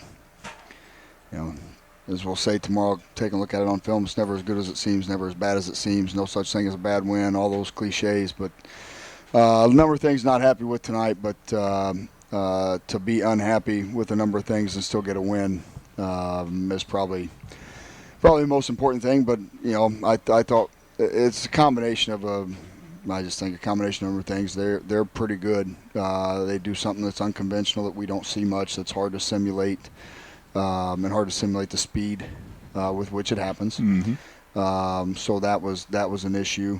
But I'm doing this 26 years, Greg. I don't know, you lose track of it. And everybody talks about kids and time off and all that, and changing routine is not good.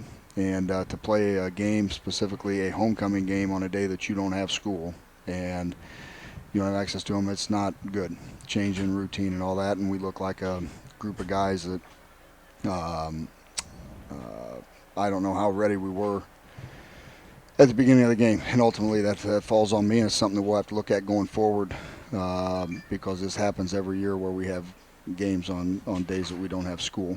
But I didn't think we were ready to play from the beginning, and we just did a number of things that we were doing early in the year that just aren't conducive to winning football games. You don't have your eyes in the right place. If your job is to not let the ball get outside, the ball gets outside us. And just the things that we had fixed, that for a number of weeks that we said, hey, if we don't fix it, and then we fix it, and now we've won some games, and we went a little backwards in some of those areas tonight. But, again, to do that and be able to get a win, it's good. And you could tell they weren't satisfied with it, which that's good too. Doesn't mean you're not happy that you won. Right. You're always happy that you won, but know that that you could have played better. But with that being said, at times there were some good things offensively. I thought in the first half we did some good things. I thought early on, especially after their long drive to start the game, and we get the big completion on third down. I thought that was big. He was scoring. I thought we had a number of guys make plays in the first half, to kind of help our defense out some and let our defense kind of settle in. And then defensively, we kind of settle in a little bit, keep them to 8 points. But then offensively, when we come out to start the half and you have a chance to go with this, because you had now to start all, I thought offensively in the second half, I didn't think we were very good. And then we got back into just giving away plays whether it be on a snap or on a busted assignment, whatever it was. Again, in the second half offensively, there were times we went backwards in some things that we had fixed, in the previous weeks. It was big for me, going back to the start of the game, and you touched on it there, for them to have such a drive and get to our three, and then for us to turn around and go 97 yards and get a score. That was big. Yeah, it was big. It was big. And like I said, the third down play was big. And we did a number of things. Like I said, it's never as bad as it seems. It's never as good as it seems. And I'm sure we'll look at things and come in and take a look at them tomorrow, and they'll be both. But it's like I told them at halftime, when we were talking, I said, you have to understand why we're upset. If you don't understand why, then that's a problem. We're upset because we're back to doing those things that aren't conducive to winning games. Where our eyes, if we're supposed to be in man coverage, our eyes aren't on the man we're covering. And if we're supposed to set the edge, we set the edge. If our defensive linemen are supposed to squeeze on a down block, then they don't, and now it opens up a lane. Or we get pass rush great by our outside guys, and then our inside guys, we get no push, and now there's a pocket to step up into and stuff like that. So things that we had fixed, we didn't fix tonight in the first half. It got a little bit better as the game went along. I think we wore them down a little bit with having depth and having 22 different guys playing. I think that was a big deal, but yeah, I mean, it's, you're happy to get win number 4. You're happy that it's homecoming. You're happy that they get a win, and I would imagine if you talk to all the football coaches in the country, 99.9% of them would say no, I hate homecoming, and no, I hate playing games on days we don't have school. Yeah, and, I'm sure you're not alone in that. not alone in that. So, again, with all those things, it's like we tell our kids, love the way they play. They play. It's not lack of effort. It's not lack of compete. It's none of those things. It's just being smarter and doing things that win football games. And we've seen a team that Effingham's going to play next week that doesn't make many mistakes. Yeah, we talked about it after the game. That and Lincoln's vastly improved, and that's why the score was what it is tonight, and why the game was how it is tonight. But the next 2 weeks, we've got our hands full. We'll worry about the first one first, but Mater Dei is ranked second in the state, and so no, it doesn't get any easier. Mm-mm. No, not in the least. And I do want to see if I can see how much credence you give this. Maybe none, but we had a Lincoln team that you just mauled in the spring. Different kids, but it was a long night for them, and that's only been the spring. I know different kids. But now here they are, and they got a pretty representative football team. Yeah, they came down here in a lower level game and beat us down here. So we knew some of the number of these kids were coming. And they had a number of guys back, and so they added some upperclassmen linemen. They added some underclassmen athletes, and now you can do some things. I thought we were better at times defensively. In the second half, and I thought there were times offensively where we just left series and left plays out on the field. We, to go 2nd and 10 on snaps and stuff like that, and blown assignments, is not. That's not allowed us to be as successful as we've been these last few weeks. So, again, we'll get it fixed. It's not for lack of effort. It's not for lack of want to. It's not for lack of any of that. And we'll get it cleaned up and get it fixed. I know it takes lots of kids to win a football game. I do see one young man, though, that we talked about a lot tonight that we haven't talked about much earlier in the season. That's London Wrinkle. I thought he did a lot of good things tonight. Yeah, he did, and it's tough for him. That like we said, he's in a tough spot because it's week 1 for him. There's week 7 for everybody else, and then you step in seeing an unconventional offense, and it was tough. But he's a smart kid and coachable kid, and just hung in there and kept playing and did some good things tonight, did some not so good things tonight, but that's going to happen when it's your first one. But you bet. Played hard and made some key tackles and did some got much better as the game went along, which he should. But yeah, that's what we talked about at halftime. I said, we started laughing. I said, hey, it's week 1 for him now. It's 7 for everybody else, but yeah, so I expect him to be even better, next week. 4-2 in the Apollo. The way things has started this season, that's pretty heady stuff. Yeah, it's good to get to that point, we thought we had chances to be, we wanted to win earlier, but took a little bit more time. But like I said, happy for our guys. Happy and appreciate the fact that they're not satisfied with it, which is a good thing to have. But we'll take the win and enjoy homecoming, because we talk about you don't necessarily remember every game you play, but they remember the special ones, the homecomings, the senior night, the rivalry games, whether it be Mount Zion or whoever it was, the playoff games. Like, there's certain ones that you remember, and they'll remember homecoming. All right. We'll see you at Breeze next week. All right. Sounds good. Thanks, Greg. You bet. Hearts coach Brad Hefner. Appreciate him joining us here on the post-game show. Again, 34-22, the Hearts a win. 3rd win in a row. They're now at 4-3, so over 500 this season, and finished 4-2 in the conference. Dustin had a chance to go through a myriad group of stats. Let's send it back to Caleb. What do you have for us, sir, in the way of scores? All right, I've got a bunch of finals here. It was Arcola tonight over Cerro Gordo being Mint 36-2. Arthur Lovett Outwood Hammond gets the win over Sangamon Valley 61-38. It was Central A&M shutting out Meridian tonight 43-0.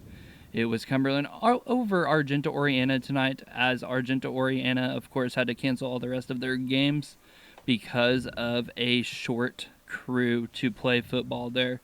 So once again, Cumberland gets the win tonight in that game. It was Lawrenceville over Robinson 12-9 in a close game. It was Muhammad Seymour over Peoria Richwoods 54-28. In the Coles County Clash, get this, it was Matt Toon over the Charleston Trojans tonight 32-27 in that contest. It was also Mount Carmel over Newton 43-7. Taking a look at National Trail Conference baseball tournament results in the third place game, it was Altamont victorious over St. Anthony 6-3, and it was North Clay picking up the win over Windsor Straws in the championship game 11-3. And in regional quarterfinal soccer action today, it was St. Anthony shutting out Arthur 8-0. And then taking a look at some MLB's postseason scores, it was the Astros picking up the win over the White Sox 9-4. It was the Brewers over the Braves 2-1. And currently in the bottom of the fifth, it is the Red Sox leading the Rays 14-6.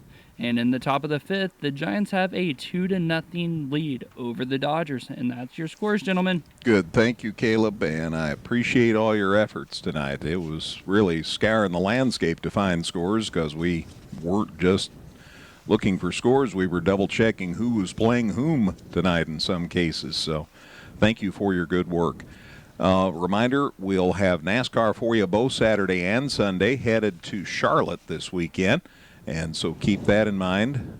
Race action, the Xfinity race tomorrow, the Cup race on Sunday, on your home for NASCAR, KJ Country at 102.3. High school baseball's done now for the fall, but of course we have a couple of more football games, hopefully more than just a couple. And off we go to Breeze next week.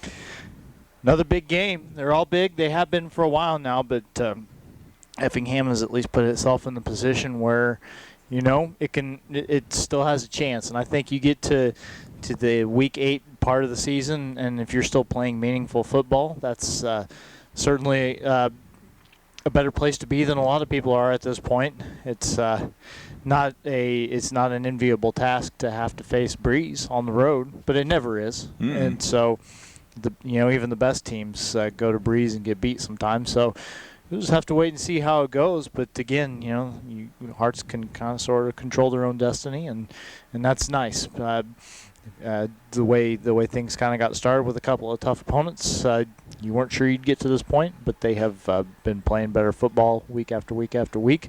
Survived this one. We knew this one wasn't going to be easy. We spent weeks talking about how this game was not going to be like every other Lincoln matchup we've ever had, and that certainly proved to be true. But they rose to the challenge, answered the bell again, got another victory, and can't do any more than they've done going into this tough stretch in the season. We'll just have to wait and see how well we execute a week from tonight down in Clinton County. Very good. Thank you, Dustin. That's Dustin White. Thanks to him. Thanks to C.J. Smith. C.J. got all the video on this one. It'll be up in the next couple of days on the website, so be sure to check that out. And thanks to Caleb Moody back at the studios for making sure things sounded good. Thanks again to Matt Robinson and Tim Walsh for taking care of the baseball broadcasts this afternoon. And to everybody who engineered those back at the studios, congratulations again to the winners today. Altamont beat St. Anthony for third place, and North Clay beat Windsor's Two Straws for the championship in the National Trail Conference Baseball Tournament. We have had a blast broadcasting baseball this fall, and thanks to all our sponsors for making that possible. So for Dustin and all the rest, I'm Greg Sapp. Again, our final, Effingham 34 and Lincoln 22. And good night, everybody. Thanks for listening. This has been a production of Premier Broadcasting Incorporated.